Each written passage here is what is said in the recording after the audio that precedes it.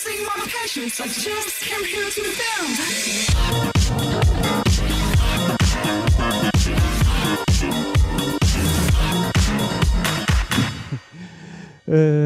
Donc bienvenue pour le deuxième Paris Jug, Java Hipster User Group. Ce soir, on a une soirée chargée. On va avoir donc moi qui fais une petite presse. Ensuite, on va avoir 3 interventions.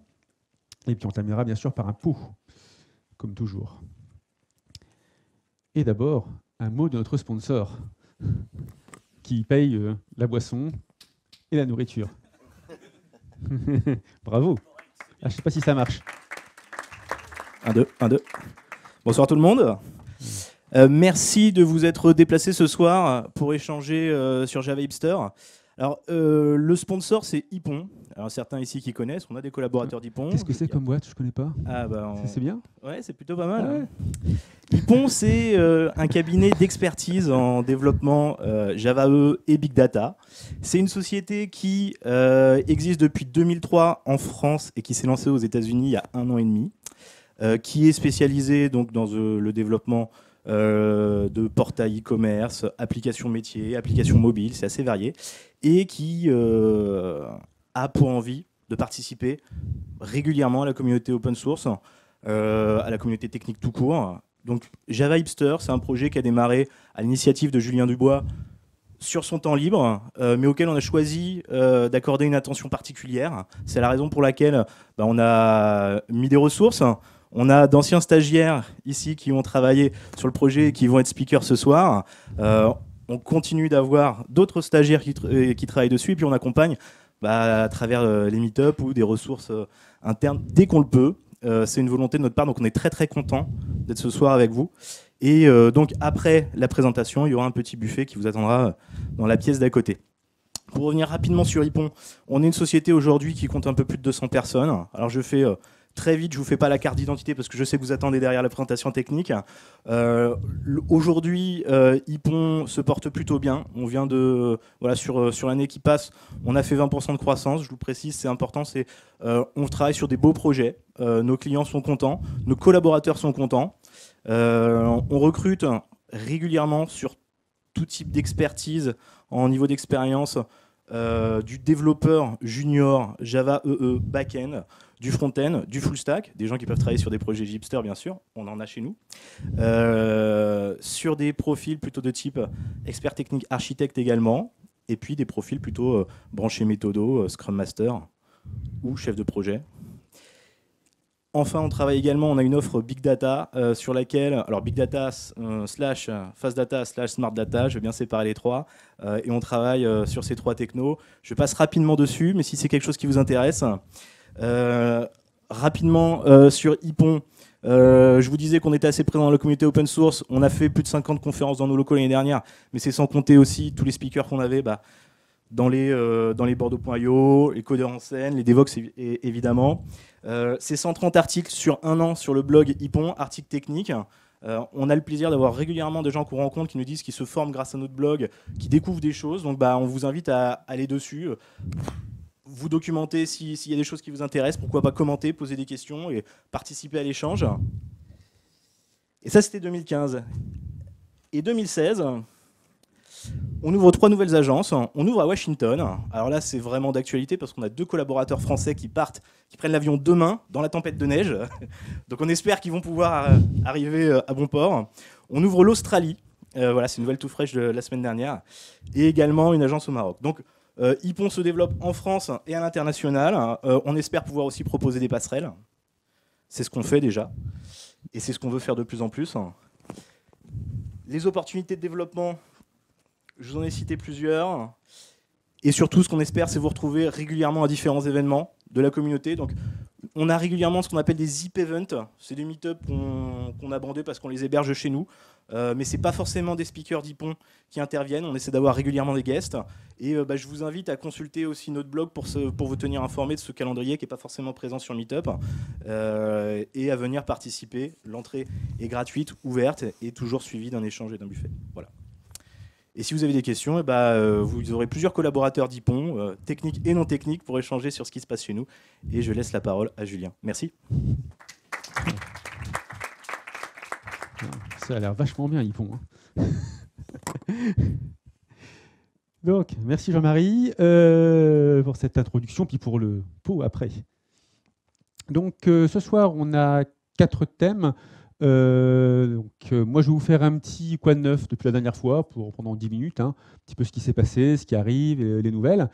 C'est un user group, hein, donc l'idée, c'est que voilà, on parle de l'actualité du projet. Après, on aura, on va dire, une demi-heure sur Gipster UML, donc, qui est un projet qui a été fait par mes 2 anciens stagiaires d'Ypon, Mathieu et Karl, et qui sont maintenant embauchés chez Ypon, et qui continuent de faire ça, avec beaucoup d'entrain, de courage. Et donc, il y a un projet qui marche très bien. Non, mais franchement, c'est épatant comment ce projet marche bien. Donc, je suis très content. Donc, ils vont faire une présentation, une démo, enfin, juste après. Après ça, on a, je sais pas, 20 minutes, un retour d'expérience de François qui bosse chez Adobe et qui fera un retour d'expérience sur un projet Gipster qu'il a fait chez Adobe. Et enfin, on terminera avec un retour d'expérience triple sur des projets, une refonte, etc. Enfin, et aussi l'utilisation de Gipster dans l'enseignement, tout particulièrement à Epitech, donc une école concurrente de 42. Je ne sais pas s'il faut dire ça. J'aime bien un peu troller avant. J'aime bien bâcher, un peu savonner la pente avant. Donc, quoi de neuf? Donc, moi, j'ai 10 petites minutes là-dessus. Donc, je vais vous donner quelques stats sur le projet, qu'est-ce qui se passe en ce moment, sur le nouveau site web, sur la marketplace et sur les architectures microservices. Donc, c'est vraiment les gros thèmes. Il s'est passé plein de choses pendant les 2 derniers mois, depuis le premier meet-up. Mais je fais que les thèmes principaux. Donc, déjà, les stats, parce que ça, il n'y a que moi qui les vois. Donc, j'aime bien partager. Donc, ça, c'est les sessions ouvertes sur notre site web principal. Alors, vous savez, il y a d'autres sites, il y a GitHub, etc. Donc, je ne peux pas compter GitHub. Donc là, c'est que gipster.github.io, donc qui est le site, on va dire, vitrine. Et les sessions ouvertes, donc c'est quand une personne vient sur le site et après, il voit N pages. Tiens, d'ailleurs, je n'ai pas fait le nombre de pages. Ça augmente le nombre de pages vues par personne. Et donc, j'ai pris comme baseline la première semaine de chaque année, parce que là, on est au début janvier, et sachant que je ne prends pas décembre, parce que vous voyez, j'ai des trous, c'est Noël. Hein, les gens, ils font moins de Gipster à Noël, ils en font quand même. Et non, franchement, il y a des gens qui ont fait du Gipster à Noël pendant le Nouvel An. Je ne sais pas, peut-être dans d'autres pays, bizarre, mais bon. Bref, première semaine de 2014, Gipster était tout jeune. On a eu 781 personnes qui sont venues cette semaine-là. Donc c'était bien déjà pour démarrer. 2015, 4934. Donc là, vous voyez déjà une belle augmentation. Et puis là, donc semaine dernière, 12 723. Cette semaine, on a 14 000. Ça monte encore. En fait, toutes les semaines, ça monte, hein, en gros. À part quand c'est Noël, quand il y a un truc un peu particulier, ça monte tous les mois. Donc ça, c'est quelque chose dont je suis très content. J'espère que ça va continuer, que l'année prochaine, on sera là. Mais voilà, c'est des belles stats quand même. Le trafic, pardon, je répète la question pour l'enregistrement. D'où vient le trafic? Il vient de beaucoup de Google. En région. Les pays, alors c'est assez marrant. Alors, le premier pays, c'est les États-Unis. Le deuxième, c'est la France. Mais après, il y a vraiment beaucoup de pays, je dirais, en voie de développement. Les Philippines, l'Inde, le Brésil, c'est assez populaire. Bordeaux, ouais.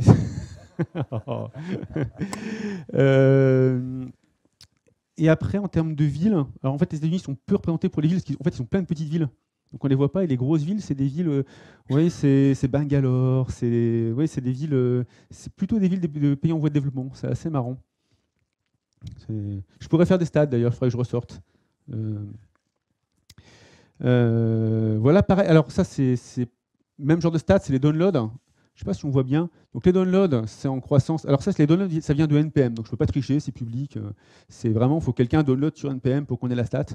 Donc les downloads sont en croissance globale. Hein. Pareil, c'est parfois un peu compliqué de voir parce qu'ils sortent un point par jour. On a eu un petit pic, là, ça devait être la V1 ou la V2, je ne sais plus. Donc il y a eu un pic le jour de la sortie. Mais le reste du temps, vous voyez, c'est plutôt vers le haut. Il y a plus de pics quand il y a des releases que quand il n'y en a pas, donc c'est pas non plus parlant d'un mois sur l'autre, parce que si on fait 5 releases un mois puis une release le mois d'après, ça fait un peu moins. Mais au global, c'est quand même clairement en train de monter. On a dépassé les 160 000 downloads au total. Donc 160 000 downloads, ça commence à être sérieux quand même. Et dernière stat que j'aime bien, c'est, je ne sais pas si vous connaissez, sur GitHub, il vous donne le pulse, donc comment ça marche sur le projet. Ça, c'est le mois dernier, donc à partir du 25 décembre. C'est-à-dire des pas toute une super semaine. Hein. Ce qui est sympa, c'est voir le nombre de pull requests fermés. Alors au passage, on a fermé notre 1000e pull request. Donc 1000 pull requests, c'est quand même beaucoup en 2 ans de projet. Je voyais Docker, là, ils faisaient la pub comme qu'ils avaient fermé leur 10 millième. Donc ça fait 10 fois plus que nous, mais ils sont plus vieux. Donc j'espère qu'on pourra les rattraper. Mais bon, non, on est quand même pas mal. 1000 pull requests sur un projet où il n'y a que des bénévoles, c'est bien. Et un autre truc qui me fait très plaisir, c'est quand on voit les auteurs, donc 23 auteurs, qui ont fait 157 commits, et dedans, vous voyez, moi je suis là, donc c'est pas du tout moi qui commit le plus, c'est d'autres gens. Bon, après, ce qui est sympa, c'est que on va dire d'autres gens ont pris le deal, en particulier Deepool, en ce moment il est très actif. Lui d'ailleurs, il est à Singapour, lui. Il demandait d'où venaient les gens, lui il est à Singapour. Donc c'est assez agréable de voir qu'il y a plein de gens qui contribuent, et je ne suis pas celui qui contribue le plus. Moi, c'est pas l'idée, hein. C'est que moi j'ai lancé le projet, je manage le projet, je fais beaucoup de code sur le projet, mais je ne tiens pas à prendre tout à gripper. Je suis content qu'il y ait plein de gens qui participent. Voilà. Ensuite, dans les news, la suite des news, le nouveau site web. D'ailleurs, c'était fait par Deepoo, il nous a fait un super truc. Je vais le mettre en live. Ah, comment ça marche? Voilà, je vais plutôt mettre le vrai site. Donc, il a fait un nouveau site, beaucoup plus graphique, mieux référencé. Si vous avez des erreurs 404, d'ailleurs, il faut le dire, qui est vous voyez, tout avec des animations, responsive design, etc. C'est très sympa. Donc ça, on a beaucoup de très bons retours sur le site. Donc si vous voulez faire un tour, c'est le même qu'avant, mais mieux présenté. Deuxième chose, la marketplace. Alors, au dernier meet-up, j'en avais parlé, j'ai dit on a une idée, on voudrait faire des modules, on ne sait pas trop comment est-ce qu'on va faire, on se demande. En fait, c'était assez facile, donc c'est déjà en prod. Et ce qui est phénoménal, c'est qu'on a déjà 17 modules de disponibles. Donc non seulement j'annonce qu'elle est faite, mais en plus elle est déjà bien remplie. Et si on fait faire un petit tour d'ailleurs sur le site, toujours, mince. Hop, si vous allez sur le site, module, marketplace. Hop, donc là, aujourd'hui, on a 17 modules. Vous voyez, même les premiers, d'ailleurs, c'est aussi Deepoo. Il a déjà plus de 1000 downloads ce mois-ci. Donc, c'est quand même des trucs qui marchent assez bien. Il y a des modules qui ont plein de choses. Je ne sais pas, là, vous voulez réindexer Elasticsearch, c'est quelque chose qu'on n'avait pas prévu par défaut. Il y a quelqu'un qui s'est dit, tiens, moi, je voudrais bien le faire comme module. Donc, il l'a publié. Donc là, vous voyez sur le site, on met la doc, on met les downloads, etc. Donc, vous pouvez voir si c'est intéressant ou pas pour vous. Et moi, j'encourage les gens aussi à faire leur propre module. Il y a 2 intérêts particuliers. Il y a quelque chose, on va dire, nous, on ne va pas fournir parce que, je ne sais pas, ça, on n'a pas le temps, on n'a pas d'intérêt à le faire, donc vous pouvez le faire vous aussi. Puis c'est vous qui avez on va dire, la mainmise dessus, donc c'est votre projet. C'est peut-être sympa aussi. Et on a aussi des boîtes, parce qu'à la base, j'ai fait ça pour des boîtes qui m'avaient contacté, qui veulent, vous savez, sur la propriété intellectuelle, etc. Ils peuvent même faire des modules privés s'ils veulent. Donc, comme ça, vous ne dépendez pas forcément de l'équipe de Gipster si vous voulez publier des choses. Donc, on a des gros espoirs là-dessus. Mais il y a 17 modules en aussi peu de temps. C'est très bon signe pour la suite. C'est automatiquement référencé, au fait. Quand je dis marketplace, c'est gratuit, c'est référencé automatiquement, il n'y a pas de censure dessus. Tant qu'on n'a pas de module qui fait du spam ou je ne sais pas quoi pour l'instant. Je ne vais pas détailler, mais si vous voulez voir les modules, on a un nouveau système donc, de needles, donc c'est pour insérer du code dans les applis Gipster, et de hook, donc c'est quand vous avez, je sais pas, le générateur d'entité, vous pouvez avoir un hook avant, après, donc pour pouvoir générer des choses avant ou après quand le générateur passe. Donc c'est assez puissant, on en a rajouté plein. S'il y a besoin, on en rajoutera encore. Mais c'est ça qui plaît beaucoup aux gens. Dernière petite chose, je ne sais pas le temps qui me reste, j'ai dû un peu décaler. Dernière petite chose, l'architecture microservice. Aujourd'hui, moi, c'est là-dessus que je travaille le plus. C'est pour ça qu'on voit moins sur le projet principal. On a un gros push là-dessus parce que plein de gens le demandent.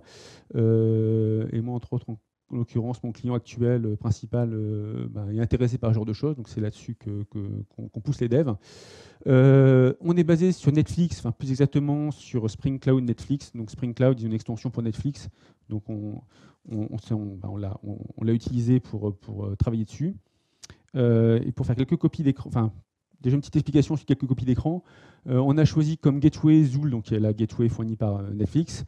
On a un registre de services qui est basé sur Eureka. On a la sécurité OAuth2 avec Spring Security à la base. Et donc le schéma d'architecture, c'est que les requêtes viennent par la gateway, dans lequel les services se sont enregistrés, et tout est sécurisé par OAuth2. J'ai juste 2 petites copies d'écran. Pour ceux qui connaissent Eureka, là c'est quelque chose que j'ai fait la semaine dernière. On avait une petite formation. Donc comme vous voyez, on a plein de services qui s'enregistrent, on a plusieurs gateways. Donc on a quelque chose qui est assez costaud, qui fonctionne bien.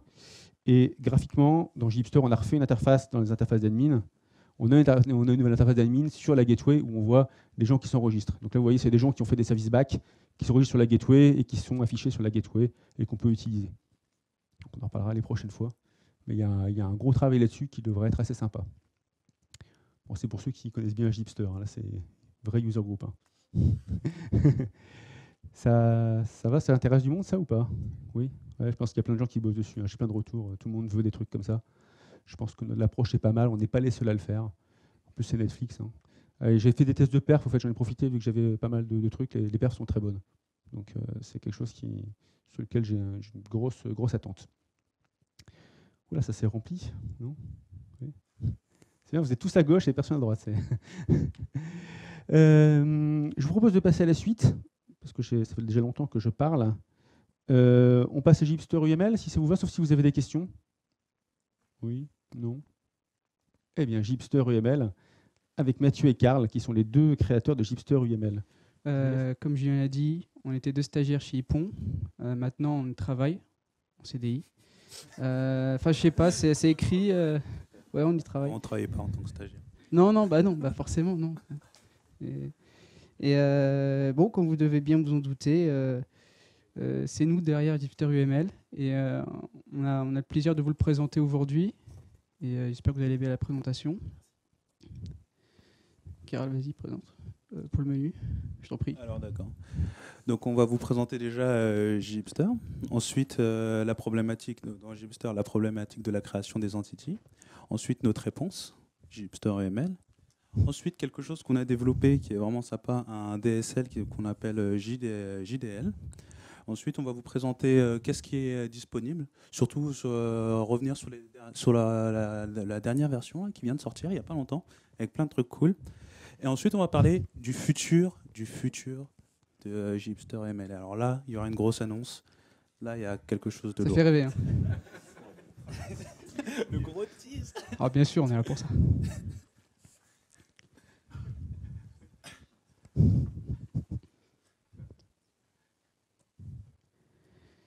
Comme on vous l'a dit, on va d'abord commencer par Gipster. Bon, je pense que ici, tout le monde connaît Gipster, mais c'est un générateur d'applications. Et il peut aussi générer des entités. C'est-à-dire avec les questions-réponses. On donne par exemple les noms des entités, et après on donne les attributs avec leur type, leurs contraintes, et après les associations. On s'est rendu compte, enfin Julien surtout, qu'avec un peu d'entités, ça va, c'est simple. Avec beaucoup d'entités, ça peut poser problème. Il peut y avoir des erreurs, un utilisateur peut se tromper, et des fois, l'utilisateur il n'est pas la doc. Donc il fallait quelque chose de visuel. Il y a beaucoup trop de questions. Ça, c'est le gros problème.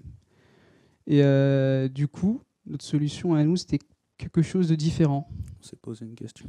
Ouais. On s'est posé une grosse question. Grosse question. Est-ce que c'est possible de créer des entités à partir d'un diagramme UML? Là, c'est notre réponse de Gipster UML. Là, qu'est-ce que c'est que ça? Ouais, c'est fini, on va tous aller bouffer. Allez, hop là. Je fais des mots. Donc, Gipster UML, ça permet de créer toutes vos entités dans un éditeur UML, sans passer par les questions, avoir vraiment une représentation graphique de votre domaine. Donc, vous pouvez faire des choses beaucoup plus complexes. Ensuite, vous pouvez exporter votre diagramme en XMI, un file XMI, et nous, ce que Gipster UML va faire, c'est parser ce XMI, le transformer en JSON. Ce sont les JSON qui sont générés par Gipster. Et ces JSON-là vont être interprétés par Gipster et parsés pour créer les entités. Donc, pour l'instant, on supporte plusieurs éditeurs UML, Modelio. C'est le plus utilisé, je crois, Modelio. Il y a des chances. Des chances, c'est le plus utilisé. UML Designer. J'aime ma modèle qui est en online. Donc tout le monde peut l'utiliser celui-là, mais il y a une partie payante, Ouais. je crois. La partie gratuite n'est pas très attractive. Donc si vous voulez faire un petit test avec, GenMyModel, c'est ce qui est conseillé. Et Visual Paradigm. Grosso modo, c'est... L'esprit, c'est ça. On part, comme Karl l'a dit, d'un fichier XMI. Ce fichier XMI, il est généré par l'éditeur UML. Vous faites votre éditeur, enfin, vous utilisez votre éditeur pour faire votre diagramme. Vous cliquez sur un bouton exporter, il va générer votre XMI. Nous, ce qu'on fait, c'est qu'on va prendre ce XMI en conjonction avec Gipster pour, au lieu de répondre à des questions et des réponses, on va simplement utiliser votre application de Gipster pour générer toutes les entités et s'occuper de tout derrière. L'association, tout est fait. Vous n'avez pas besoin d'appeler Gipster. Gipster UML le fait pour vous. Peut-être, je ne sais pas si... tout à l'heure, j'ai demandé qui c'est qui connaissait Gipster UML. Ça, c'est un exemple qui est tiré de la doc. C'était notre exemple qu'on a utilisé tout au long du développement. C'est l'exemple qui est tiré d'Oracle. C'est leur exemple pour le...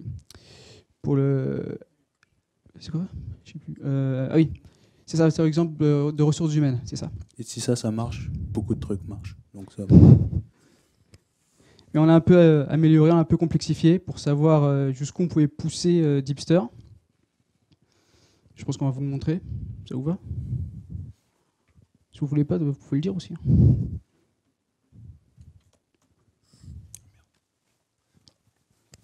Là, on est dans une application de Gipster à la racine. Il n'y a rien dedans. Il n'y a absolument rien.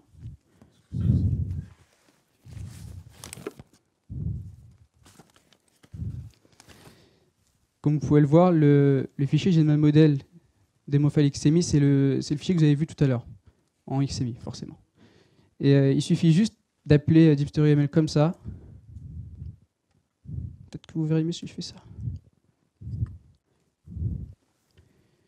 Oula, au niveau zoom, c'est pas terrible. Mais là, il a détecté exactement quel type d'association vous utilisez. Et forcément, il est hyper rapide.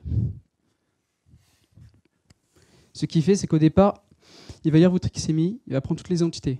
Par exemple, là, il y a des tâches et des régions jusqu'à un historique pour un emploi, Job History. Et ce qu'il va faire, c'est qu'il va s'occuper de l'ordre de génération. Vous n'avez pas besoin de le faire, vous n'avez pas besoin, par exemple, de penser à est-ce que je dois générer telle entité avant l'autre ou pas. Il n'y aura aucun conflit au niveau de l'ordre de génération, Okay. Tout est géré en amont. Si vous avez fait une erreur, Gipster UML va vous le dire. Là, par exemple, pour vous avez des messages de warning. Si, par exemple, vous avez fait peut-être une erreur, mais quelque chose qui n'est pas conseillé, Gipster UML va vous le dire. A noter qu'on se base directement sur la doc de Gipster, qui est quand même bien foutue. On ne s'embête pas. Normalement, vous ne faites pas d'erreur si vous lisez la doc. Mais si vous faites une erreur, Gipster UML va vous le dire quand même. On est sympa. On leur montre l'application ou pas? Ouais. On peut faire tourner l'application. Ouais, ok. Bon, après, c'est un alias. Hein. Comme vous pouvez le voir, Gipster il est assez rapide pour lancer l'application. C'est du Spring Boot derrière. Donc forcément, c'est différent des vieilles applications. Bon. Ça prend un peu de temps à générer, mais c'est pas grave. À savoir qu'au départ, si vous générez juste votre application, il y a des tests qui sont faits. Oh, c'est joli. Il y a des tests qui sont faits, et s'il y a une erreur, normalement, il devrait vous le dire. Si Gipster ne vous le dit pas, Gipster vous le dit. Dans ce cas-là, c'est notre filet de sécurité, on va dire. Sinon, on ne détecte pas une erreur, Gipster va vous le dire. Ce qui est intéressant aussi, c'est que si vous faites des modifications ensuite sur votre modèle, sur votre graphe, vous avez juste à réexporter votre fichier XMI, le reparser, et il va prendre en compte les modifications qui ont été faites. Il ne va pas régénérer les entités que vous n'avez pas touchées, il va faire seulement les modifications. Optimiser aux petits oignons. À noter que j'utilise la dernière version de Gipster.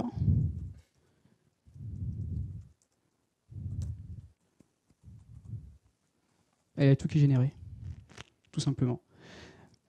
Après, c'est ça la motivation derrière l'utilisation des fichiers XMI. C'est que vous n'avez pas à répondre aux questions-réponses, vous gagnez un temps non négligeable. Et si votre éditeur il peut supporter la collaboration en groupe, par exemple GenMyModel peut le faire, Donc, c'est payant, d'accord, mais il le supporte. Vous gagnez beaucoup plus de temps. Les questions-réponses, vous avez des risques de vous tromper, mais c'est des trucs officiels aussi. Ouais, Donc il y a quand même un mais dedans, c'est que le format XMI, il y a censé avoir une convention, une doc qui est écrite, mais chaque éditeur fait un peu à sa sauce. C'est pour ça qu'on ne peut pas supporter n'importe quel éditeur UML. Donc on a voulu un peu bypasser ça en utilisant notre propre DSL qu'on appelait JDL. Donc les motivations pour ça, c'était pour que les devs Java qui préfèrent vraiment le code, pas les trucs de diagrammes, trucs comme ça, puissent écrire ça plus rapidement. C'est plus facile aussi à partager. Vous pouvez partager ça sur Git très facilement avec des modifications. Et pour nous, c'est plus facile à updater. S'il y a une modification au niveau de JHipster, des trucs à supporter, nous, on a juste à modifier la syntaxe du JDL et on n'est pas dépendant des éditeurs. Et surtout du format XMI qui est très lourd et très différent. si par exemple, vous remarquez qu'il y a quelque chose que vous voulez dans le JDL, mais qui n'existe pas, vous avez juste à passer sur GitHub, poster quelque chose. Faire Et une nous, pull request. c'est ça. Aussi, c'est encore mieux. C'est mieux Et nous, d'ailleurs, on va s'occuper de le développer ou à la limite de merger la pull request. C'est aussi simple que ça. C'est beaucoup plus, comment dire, naturel que les éditeurs, parce que les éditeurs, derrière, il faut tester. Il y a beaucoup de contraintes. Si pas une montée de version, on ne peut pas forcément, comment dire, assurer que ça marchera. Donc au niveau de la syntaxe, on va présenter la syntaxe des déclarations d'entité. On a fait quelque chose d'extrêmement simple. On a voulu que ça ressemble à du Java pour que les gens ne soient pas perdus, pour que ça soit direct. Donc on vous déclare une entité. Qu'est-ce qu'on fait? On marque entity, le nom de votre entité. Ensuite, dans des brackets, vous déclarez le nom de votre champ, le type. Ensuite, vous pouvez mettre la liste de ces validations, require, max length. Et c'est tout ce que vous allez faire pour une entité. Ensuite, pour faire les relations entre les entités, tout ce que vous allez faire, encore une fois, c'est dire que ça parle d'une relationship. Choisir quelle relationship vous voulez faire. One to many, many to one to one. Ensuite, de mettre en premier l'entity from avec le nom entre brackets le nom des relations de la relation. Ensuite, to. Ensuite, l'entité receveuse, le to entity, avec encore une fois le nom entre brackets. Attends, t'as oublié un truc aussi. JHipster, il y a des options. JHipster, bien sûr, il a les options. Donc tout ce que vous pouvez faire sur JHipster, vous pouvez le faire avec le JDL. C'est-à-dire les options comme paginate, service, DTO. C'est supporté par JDL. C'est aussi ça l'avantage d'avoir un truc qui nous appartient et pas passer par des éditeurs. C'est quelque chose qu'on n'aura pas pu faire ou faire de façon très sale. C'est ça. Une démo? Peut-être, je sais pas. Ouais, comme tu veux. On va faire une démo. On va faire une petite démo.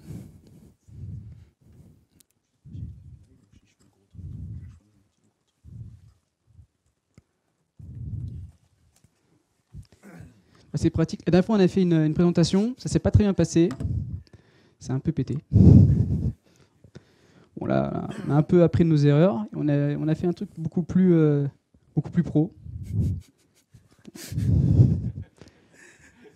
Bon, au moins, on apprend de nos erreurs. Ça met 15 ans quand même. Ouais, bah, c'est normal. Peut-être tu as envie de leur montrer Donc, un exemple, je sais pas.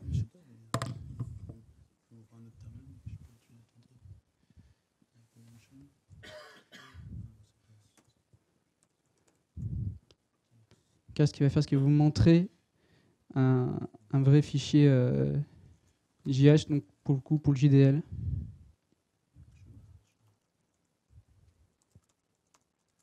Cherche quoi? Ah, voilà, ça. Ok. Donc on va vous montrer. Ça c'est. Ça va mal le faire. Ce qu'on vous montre ici, c'est le même exemple que Mathieu a fait tourner, mais déclaré dans un fichier .jh. Il suffit de créer un fichier, vous l'appelez .jh et respecter la syntaxe et tout ira bien. Donc là, c'est l'exemple d'Oracle. Ça pète. Après, Non, je plaisante. si ça pète, il y a la doc. Donc, vous pouvez voir qu'on peut faire des trucs vraiment complexes. Il y a même des commentaires, si vous voulez. Totalement fou. Voilà, et déclarer plein d'entités, les relations. Il y en a plein. On peut faire des déclarations avec des déclarations d'entités avec le nom relationship name anonyme. À la fin, on a nos options. Il y a plein de trucs, c'est vraiment bien. Donc on va faire tourner l'exemple.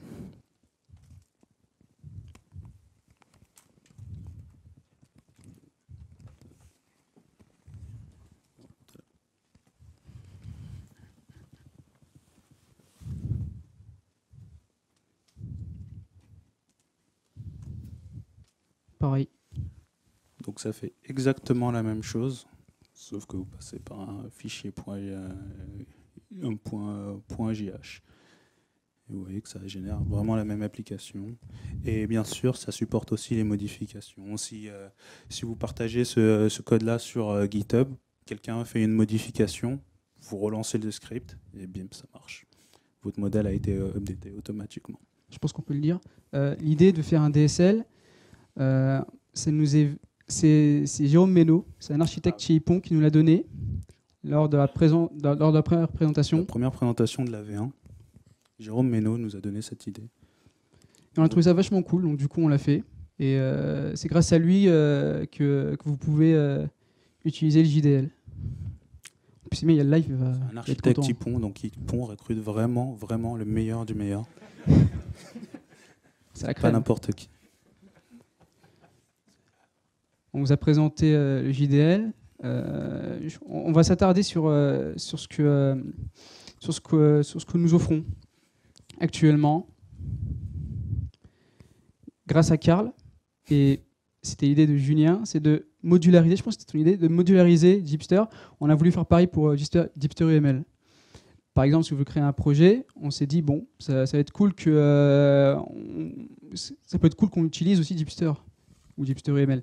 Donc par exemple, si vous faites quelque chose carrément différent de Gipster UML, mais vous avez quand même envie de parser des XMI, vous pouvez le faire. Assez cool. On a exporté vraiment tous nos trucs, et si vous voulez parser un XMI, générer des JSON, vous pouvez le faire. Si ça vous amuse. Le deuxième objet est un peu plus abstrait, mais ça montre que depuis le début, on veut vraiment partager avec la communauté ce qu'il y a sous le capot de Gipster UML. C'est pas non plus magique. C'est que du code. Et on a fait une sorte de modèle intermédiaire, c'est-à-dire qu'avec votre XMI ou votre JDL, Gipster UML va le lire, il va extraire des données. Ces données, on l'appelle nous parse data. Avant, on avait un modèle qui était qui avait beaucoup de bugs, il faut le dire. Et du coup, on l'a revu, et pour l'instant, on n'a aucun bug. Donc ça, c'est cool. Surtout, c'est qu'il n'était pas intuitif à comprendre. C'est ça. Maintenant, tout est décrit dans les fichiers. Donc, si vous voulez faire votre propre parseur, ce sera beaucoup plus simple pour vous de suivre les fichiers et faire votre propre modèle. Ou encore créer un module. Vous pouvez le faire avec ça. Ah d'accord, d'accord. Ok. Tout de suite.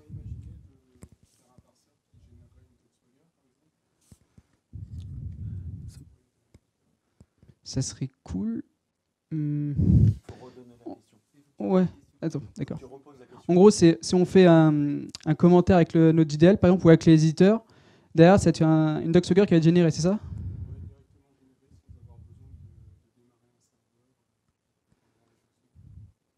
Du coup, personne n'y a pensé, bon, à part toi. Faudrait y réfléchir. Là, tout de suite. Là, franchement, c'est... Ouais. Là, pour le coup, je pense que ce ne serait pas une mauvaise idée. Pour en parler devant le buffet, tu nous proposeras une paire. Pas de problème. Ça qui est bien avec Gipster et Gipster UML, c'est qu'il y a une communauté derrière qui nous donne des idées, qui nous donne des feedbacks. Par exemple, s'il y a des erreurs, ils sont là pour nous dire « Ah, mais ça pète, ah, ça c'est pas bien », ou ça justement, ou ça c'est super bien. Donc ça, c'est cool. Et c'est un peu grâce à cette communauté qu'on améliore encore Gipster UML. Par exemple, le troisième objet, c'était qu'on a amélioré le JDL. Avant, il y avait pas on ne supportait pas les options. C'était un peu nul. On devait entrer une ligne de commande, etc. Là, maintenant, on peut tout faire à partir d'un seul fichier. C'est beaucoup plus intuitif et on peut sélectionner beaucoup plus simplement quelles entités doivent être paginées ou quelles entités ont un service.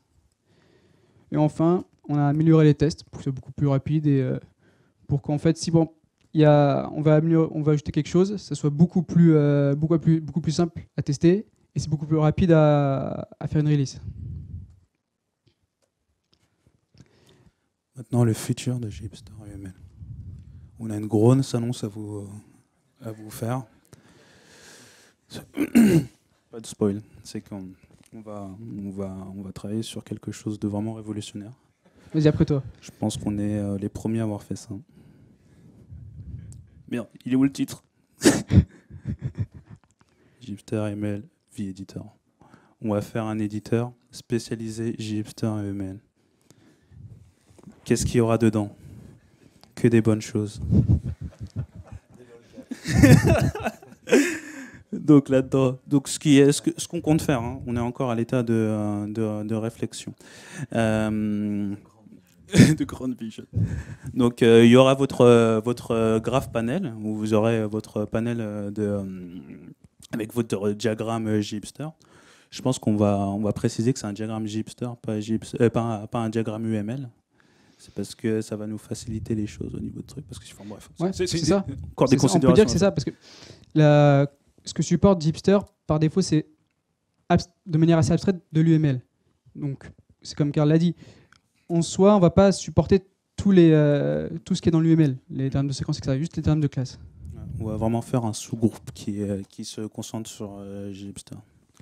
Donc l'idée c'est de d'avoir un autre panel qui sera le JDL et avoir un two-way data mining entre les deux. C'est si vous générez du JDL, ça va vous générer du diagramme. Si vous générez du diagramme, ça va vous générer du JDL. Et ensuite c'est aussi d'avoir bien sûr la tool panel où vous pouvez faire des drag and drop de vos différents éléments. Donc voilà, on est plutôt excité là-dessus. J'espère que vous l'êtes aussi. Les technos sur lesquels on va faire ça, on va utiliser Angular, Bower et Join.js. Join.js, c'est ce qui permet de faire l'interface graphique, gérer tout le diagramme UML. Bizarrement, cet outil n'est pas super connu en général. C'est un peu dommage parce qu'il est assez complet. Il y a une doc qui est vraiment pas mal. Il y a même il y a même un endroit sur Stack Overflow où on peut poser des questions. Et on n'a pas encore vu de diagramme UML fait avec ça. Donc je pense qu'on va être les premiers. On est vraiment des pionniers là-dessus. C'est ça. On marche sur la Lune, là. On marche sur la Lune. On va parler un peu plus du futur. Futur proche, au niveau du JDL, on va encore l'améliorer. On va améliorer la sélection des options. Je vais donner un exemple très très simple. Il n'y a pas longtemps, on a eu quelqu'un qui a posté quelque chose sur GitHub. Comme quoi, il s'est dit, bon, c'est un peu bête, j'ai 65 entités, et pour mes options, c'est un peu ignoble, parce que je dois tout écrire. Donc du coup, on va essayer d'améliorer ça. J'ai des idées là-dessus, mais je ne vais pas le dire. Pas tout de suite. Mais on va améliorer ça, on va continuer encore à améliorer le JDL. On met vraiment un point d'orgue dessus, pour vraiment avoir une sorte de gap entre l'éditeur UML, où on a pas mal de contraintes, et notre JDL, qui est vraiment à nous, et qui est vraiment une initiative personnelle. Et enfin, on va améliorer la sélection des associations. Pareil pour le JDL aussi.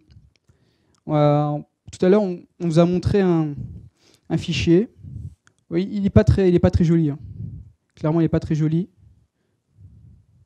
Si vous remarquez bien, il y a relationship one-to-one, encore one-to-one. J'avoue, c'est peut-être un peu moche. On peut pas zoomer? Ah yes.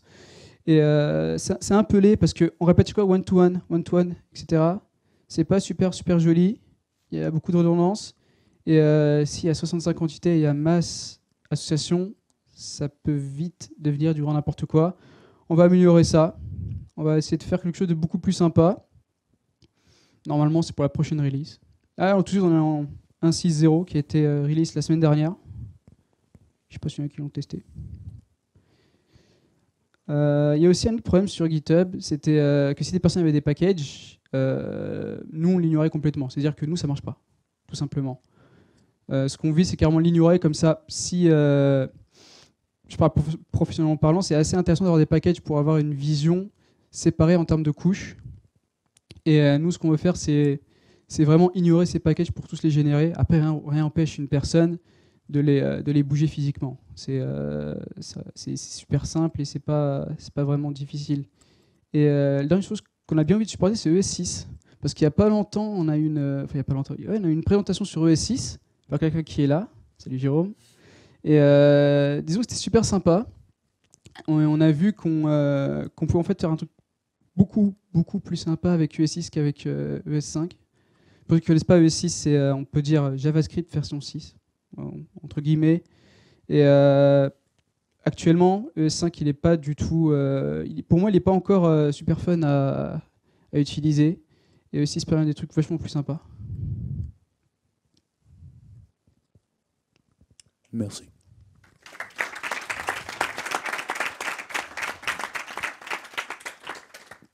On va prendre quelques questions très rapides. Je ne sais pas si on a le temps. On est à la bourre ou pas? Si on ferait quelque chose, ce ne serait pas au niveau des classes Java, ce serait au niveau des JSON. Ah oui.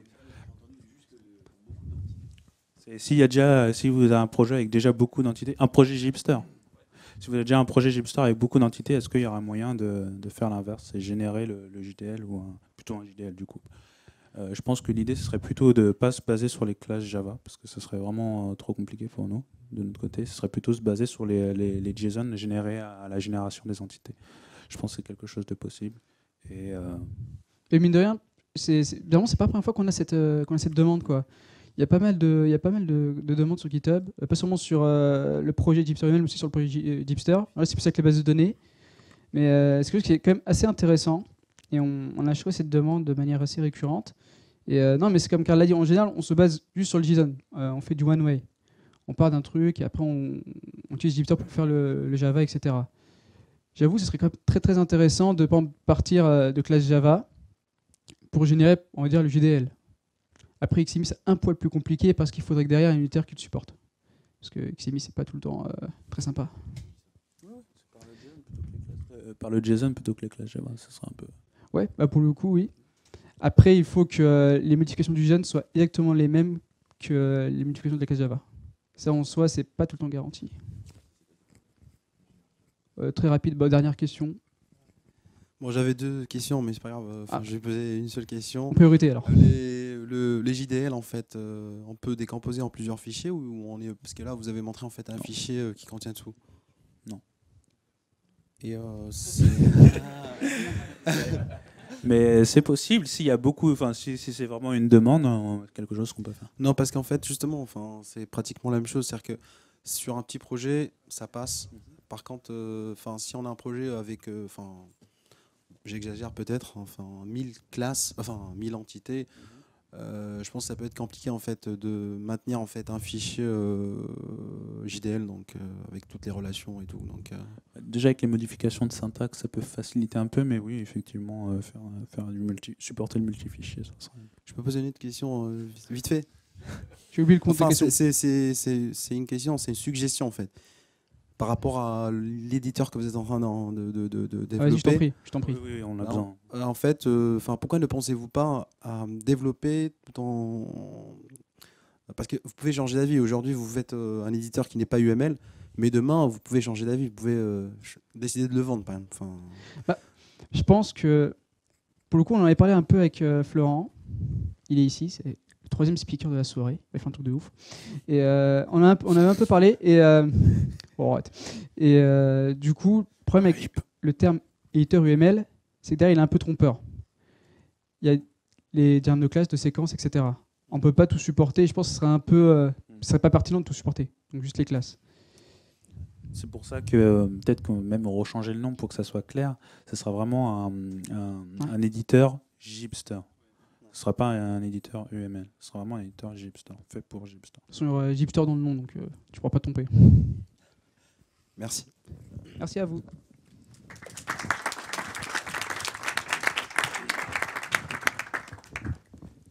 Oui, au passage, l'idée d'utiliser, de faire la partie UML, d'utiliser un éditeur UML, c'était basé sur GenMyModel à l'origine. Ça vient de quelqu'un qui a l'INRIA de Rennes, que je ne connais pas, qui est un prof de l'INRIA de Rennes qui utilise JHipster pour ses cours. Donc, je fais le lien avec tout à l'heure l'Epitech.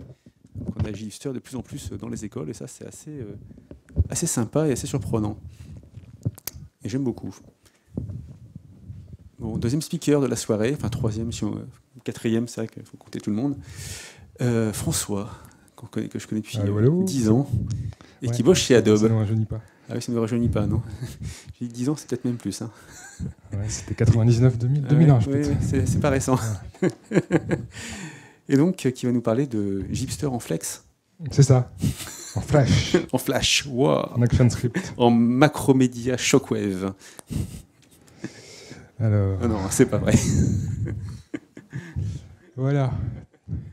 Bah, écoutez, je suis ravi d'être là. Moi, je suis donc, comme disait Julien, je suis un vieux, moi, de Java. J'ai commencé il y a quelques années.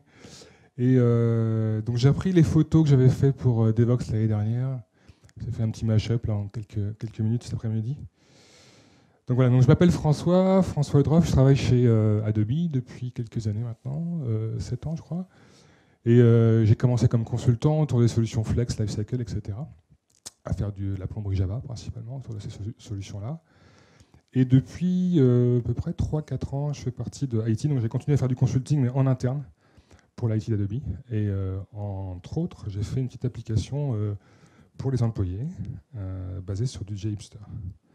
Donc, je voulais vous faire une petite démo. On restera peut-être tout à l'heure, ça marchera peut-être mieux après un reboot de mon Mac peut-être.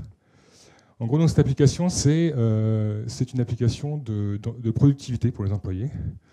Donc vous avez une application client lourd qui tourne sur le Mac, qui est dans cette version-là basée sur du Node WebKit. La version précédente, on était sur du CEF, on a des gourous JavaScript qui adorent essayer les nouvelles techno. Et la prochaine sera sur Electron. Mais au final, on a toujours un wrapper autour de l'HTML et du CSS de JavaScript et qui se plug à une API qui est servie par du JHipster. Donc, on se log avec le single sign-on de Adobe. On a un écran d'accueil qui vous montre les modifications, les notifications si vous en avez du système RH, Workday, du système de notes de frais concur, des pipes de vente si vous êtes vendeur qui viennent de Salesforce, et d'autres systèmes internes un peu plus obscurs comme SAP. Une fois que vous avez vu vos notifications, vous pouvez éventuellement aller sur un système de mini-app. Une d'entre elles vous permet d'aller vous plugger au LDAP et au serveur Exchange pour aller réserver les salles de réunion. Et comme on est dans des équipes très distribuées, vous tapez le nom des gens que vous voulez inviter et il vous proposera des salles de réunion qui sont près de leur bureau, même étage. Donc là, c'est un mashup de LDAP, de Exchange, avec une belle interface. Vous avez un service de chat avec les gars du service technique également, basé sur les API REST, un système de bookmark, et puis un truc qui est super utilisé par tous les employés, c'est un directory avec des jolies photos, et puis les rapports directs, les managers, etc. Donc moi, ma responsabilité dans le projet, c'était le back-end. Et donc, j'ai commencé par IO, donc il m'a fallu faire quelques choix. Et c'était il y a un peu plus d'un an, c'était septembre, pas cette année, mais l'année dernière. Enfin non, l'année d'avant encore, donc c'était JHipster, une des premières versions, j'imagine. Et en fait, comment est-ce que j'ai trouvé JHipster? Moi, c'est parce que souvent, je suis un peu, malgré mes quelques années en Java, j'ai toujours du mal à faire du code tout seul. Donc je suis sur github.com et puis je fais des recherches. Comment est-ce que les gens ont mashupé l'OS avec du BasicOS, ou comment est-ce que les gens ont fait ceci ou cela. Et 2 fois ou 3 fois sur 10, des fois même plus, je suis tombé sur du code JHipster. Et donc je me suis intéressé au projet. Et c'est comme ça que j'ai commencé à utiliser. Donc moi, les premières questions que m'a posées JHipster, c'était qu'est-ce que je voulais utiliser comme base de données. Je dis il faut que je me forme un peu à tout ce qui est busy en ce moment, donc je suis parti sur du Mongo. Qu'est-ce que je voulais aussi, qu'est-ce que j'ai choisi? J'ai choisi l'OS 2 aussi pour voir un petit peu qu'est-ce que je pouvais faire avec. Et puis au fur et à mesure, j'ai essayé plusieurs versions des questions-réponses, et puis j'ai commencé à me faire une idée de tout ce qu'on pouvait faire avec Spring Boot. Ça m'a beaucoup plu. Mais j'avais beaucoup de contraintes de sécurité. Là, j'étais vraiment en dehors du carcan IT. Donc il a fallu que je plie un peu JHipster et la version que j'avais à l'époque pour rentrer dans les contraintes de l'IT d'Adobe. Donc entre autres, il fallait que je fasse du SSO, il fallait que j'encrypte de bout en bout, y compris au repos, et surtout ce qui passait sur le câble, parce que comme vous avez pu voir dans les petits screenshots, il y a beaucoup d'infos qui circulent, il y a y a du PII, comme on appelle ça. Donc, en gros, qui sont les gens et ce qu'ils font, leur numéro de téléphone, leur adresse, etc. Mais aussi des données super confidentielles comme celles de la vente et des RH. Donc la petite option Mongoose n'était pas permise, parce qu'à l'époque, je ne sais pas si c'est encore le cas, mais Mongoose, il faut les droits d'admin sur la base de données. Donc ça, on l'a viré. Il fallait que je fasse du SSL sur tous les tuyaux. Donc il a fallu que je mette en place Mongo SSL. À l'époque, on était en Mongo 2. Donc le support SSL n'était pas fourni dans Mongo. Il a fallu recompiler Mongo, hacker un peu Spring Data pour faire le support SSL qui doit être maintenant, je pense, dans le projet open source, enfin, j'espère. Donc ça, on l'a fait aussi. Après, il a fallu que je fasse aussi un peu de chiffrage au repos dans la base de Mongo. Donc j'avais le choix entre faire du chiffrage sur le volume ou du chiffrage applicatif. J'ai essayé un peu les deux. Et puis j'ai commencé un peu à hacker Spring Data et faire rajouter ma propre encryption @encrypted au-dessus de JHipster. Il a fallu que je supporte SAML. Alors j'ai vu que tu l'avais, Julien, dans tes issues là, sur GitHub. Et pour l'instant, elle a été poussée à plus tard. Moi, en fait, j'aimerais pouvoir contribuer cette partie-là. Je n'ai pas encore trouvé le temps, ça fait au moins 1 an et demi que je le dis. Mais en gros, on a plugué un stack JHipster avec un fournisseur d'identité qui s'appelle Okta et avec le protocole SAML de WebSSO. Et il a fallu aussi qu'on travaille beaucoup sur l'expérience utilisateur de la sécurité, c'est-à-dire qu'il fallait que ce soit très sécurisé, mais très agréable à vivre pour l'employé. Donc l'employé va chez Adobe et un enfant gâté. Non seulement il faut que ce soit sexy, mais en plus agréable à utiliser, même pour l'IT. Donc vous avez vu les écrans de tout à l'heure, ils sont designés par les graphistes, Photoshop, etc. Puis après, on a des groupes JavaScript qui font ça, pixel perfect ou presque. Et il faut que l'expérience soit bonne. Donc il a fallu qu'on fasse du two-step identification ou du 2FA. Donc la personne qui télécharge l'application doit se loguer avec son mot de passe LDAP. Et après, avec son téléphone ou un token, générer un one-time password pour rentrer. Et il ne veut pas le faire tous les jours, surtout sur une application comme celle-là. Donc on a mixé SAML et OAuth 2. Donc en fait, en mixant un petit peu tout ce que j'avais vu sur JHipster, on a réussi à plugger les deux ensemble et faire en sorte que l'utilisateur, en fait, après une identification forte basée sur SAML, puisse avoir un jeton OAuth assez sécurisé. Et pour faire ça, en fait, on a augmenté un peu ce qui était dans JHipster également en rajoutant la génération d'un client ID et d'un client secret dynamique après l'authentification avec SAML. Donc les ajouts, donc j'en ai parlé rapidement. Donc le support SAML avec un petit hack dans Spring Data pour pouvoir gérer les fichiers P12 pour les certificats. Donc on a un peu tuné le serveur provider fourni de base par JHipster. On a vu qu'il y avait des bugs de performance sur Mongo Token Store. Je ne sais pas si elles sont toujours dans ta dernière version, j'irai voir. Si jamais un jour ma bande passante me le permet. Donc là, on a aussi dû tuner pas mal les choses. En fait, on avait un système, avec la façon dont étaient codés nos clients, on s'est retrouvé un soir à mettre en prod et avoir une attaque DDoS de nos propres clients sur nos propres serveurs. Donc il a fallu qu'on tune un peu ça.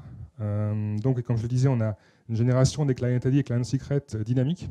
Donc une fois que vous avez prouvé que vous êtes François Eudroff à notre serveur, il va générer un client ID qui va être François Eudroff quelque chose et un client secret pour la danse OAuth 2 également généré à la volée. Parce que dans JHipster, la version que j'avais utilisée à l'époque, en fait, le client ID et le client secret était hard-codé dans le code de JavaScript. Toujours le cas ? Ok. Donc ça, on l'a changé. Après, pour les contraintes de développement, on ne veut pas toujours être en SAML, donc on a un système de switch en profile Spring Boot qui nous permet de switcher entre Basic Hot et SAML, et avec toujours la partie OAuth pour les API REST de nos clients. Donc on a aussi mélangé un peu d'HTTP et de WebSocket, on a fait le choix des deux. Donc la partie notification que vous avez vue tout à l'heure, elle est basée sur du WebSocket, et tout le reste, c'est du REST classique. Donc on a un peu des deux. On a eu aussi des problèmes de perf, donc on est passé en ActiveMQ externalisé. Donc le WebSocket est géré par un serveur ActiveMQ qui est à l'extérieur de JHipster. Donc on a JHipster, on a le serveur de WebSocket et puis l'IDP. Donc JHipster, lui, il est juste fournisseur de service et c'est tout. Voilà. Donc le support Mongo, on a dû travailler un petit peu aussi. Pareil, donc là on a un switch avec le profil. Si on n'est pas en prod, on passe en authentification faible et pas en authentification par certificat. Et on n'a pas le tuyau en SSL en développement. Et on a rajouté aussi, un peu avant toi, Julien, quelques librairies Netflix qui nous intéressaient, notamment Istrix, parce que comme je vous l'ai expliqué, on a beaucoup de connecteurs vers les services cloud et non cloud de IT. Et donc là, il a fallu qu'on mette en place Istrix pour voir un petit peu, quand nos fournisseurs Salesforce, Workday ou Concur plantent, qu'on a un système de voie B pour avoir un service qui tient quand même la route en mode dégradé. Alors, les difficultés moi, que j'ai eues avec le projet, elles sont quasi nulles, à part la difficulté de contribuer en retour de ce que j'avais fait.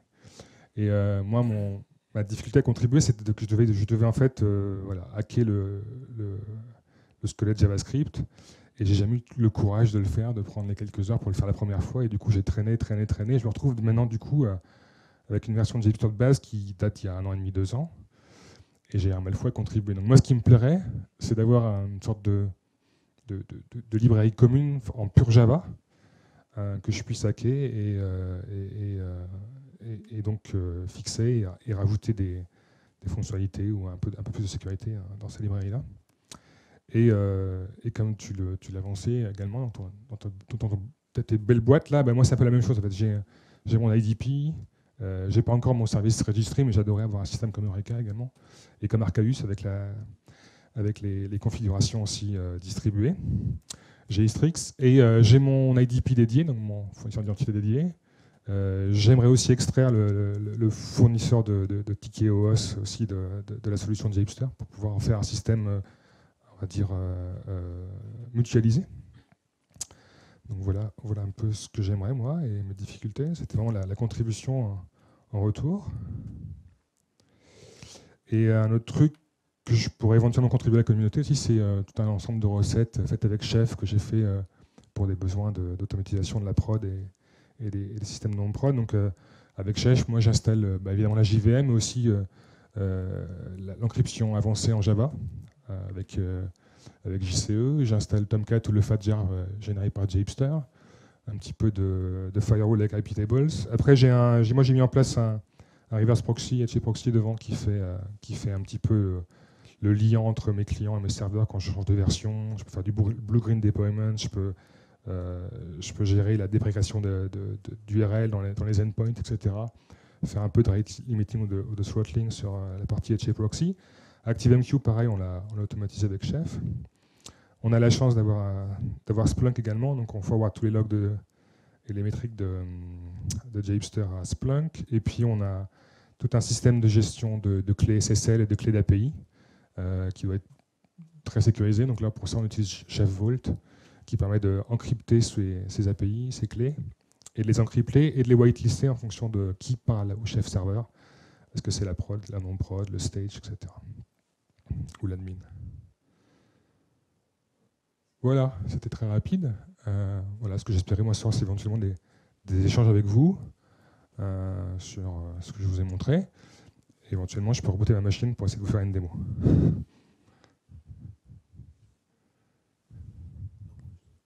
Aucune question?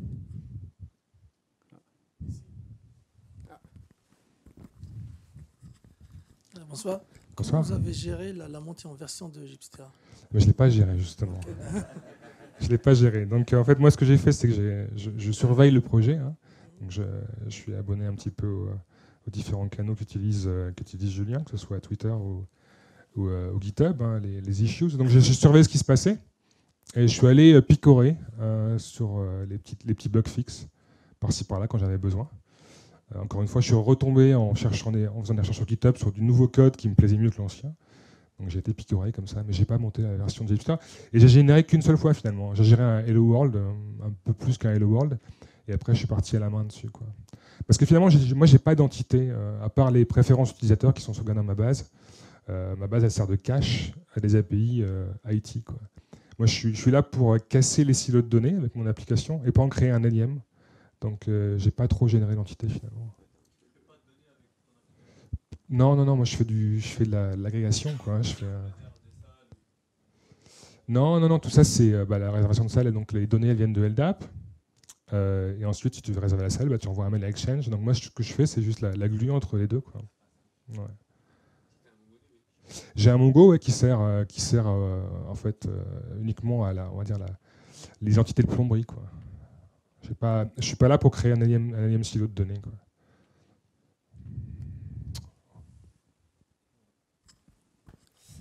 Moi, j'avais une question à propos Ouais. du cryptage RSA, parce que Mhm. vous n'avez quasiment pas parlé, et moi, Ouais. je vais bientôt travailler dessus, donc c'était pour savoir un peu à quel endroit vous avez pu avoir des problèmes là-dessus.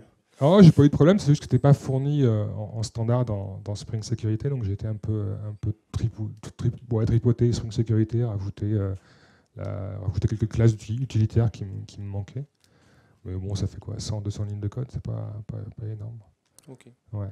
Non, ça marche très bien, Spring Sécurité pour ça. On peut utiliser du clé RSA. Il faut juste pas oublier d'installer la librairie avancée de la JDK là, pour gérer ça et les clés bien costauds. Et pas être d'Iran ou d'ailleurs pour les utiliser, quoi.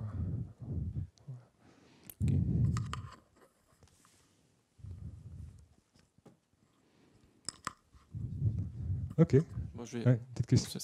je vais peut-être troller un peu, mais du coup, Ouais. c'est quoi l'intérêt d'utiliser JHipster pour vous? L'intérêt pour moi, c'est une accélération dans le démarrage du projet qui a été fulgurante. C'est une très bonne question, c'est ça que j'en ai pas parlé. Donc l'intérêt de JHipster pour moi, c'était de démarrer Spring Boot alors que je connaissais que Spring en version XML. Et en 3 jours, j'avais compris ce qu'il m'aurait fallu. Je sais pas, il m'aurait fallu de nombreuses lectures de tutoriaux en tout genre. Et là, j'avais vraiment ce qui manque un petit peu à tout projet open source qui sont d'ampleur identique à celle de Spring, hein, que ce soit du côté JBoss ou ailleurs, c'est justement ces projets communautaires qui font plus que le Hello World crude ou le Hello World de monitoring. Et ça, c'est génial. Franchement, moi, j'ai dû gagner 3 semaines fois 3 développeurs, quoi, donc 9 semaines de développement, parce que je suis passé par là, quoi. Voilà, donc merci Julien.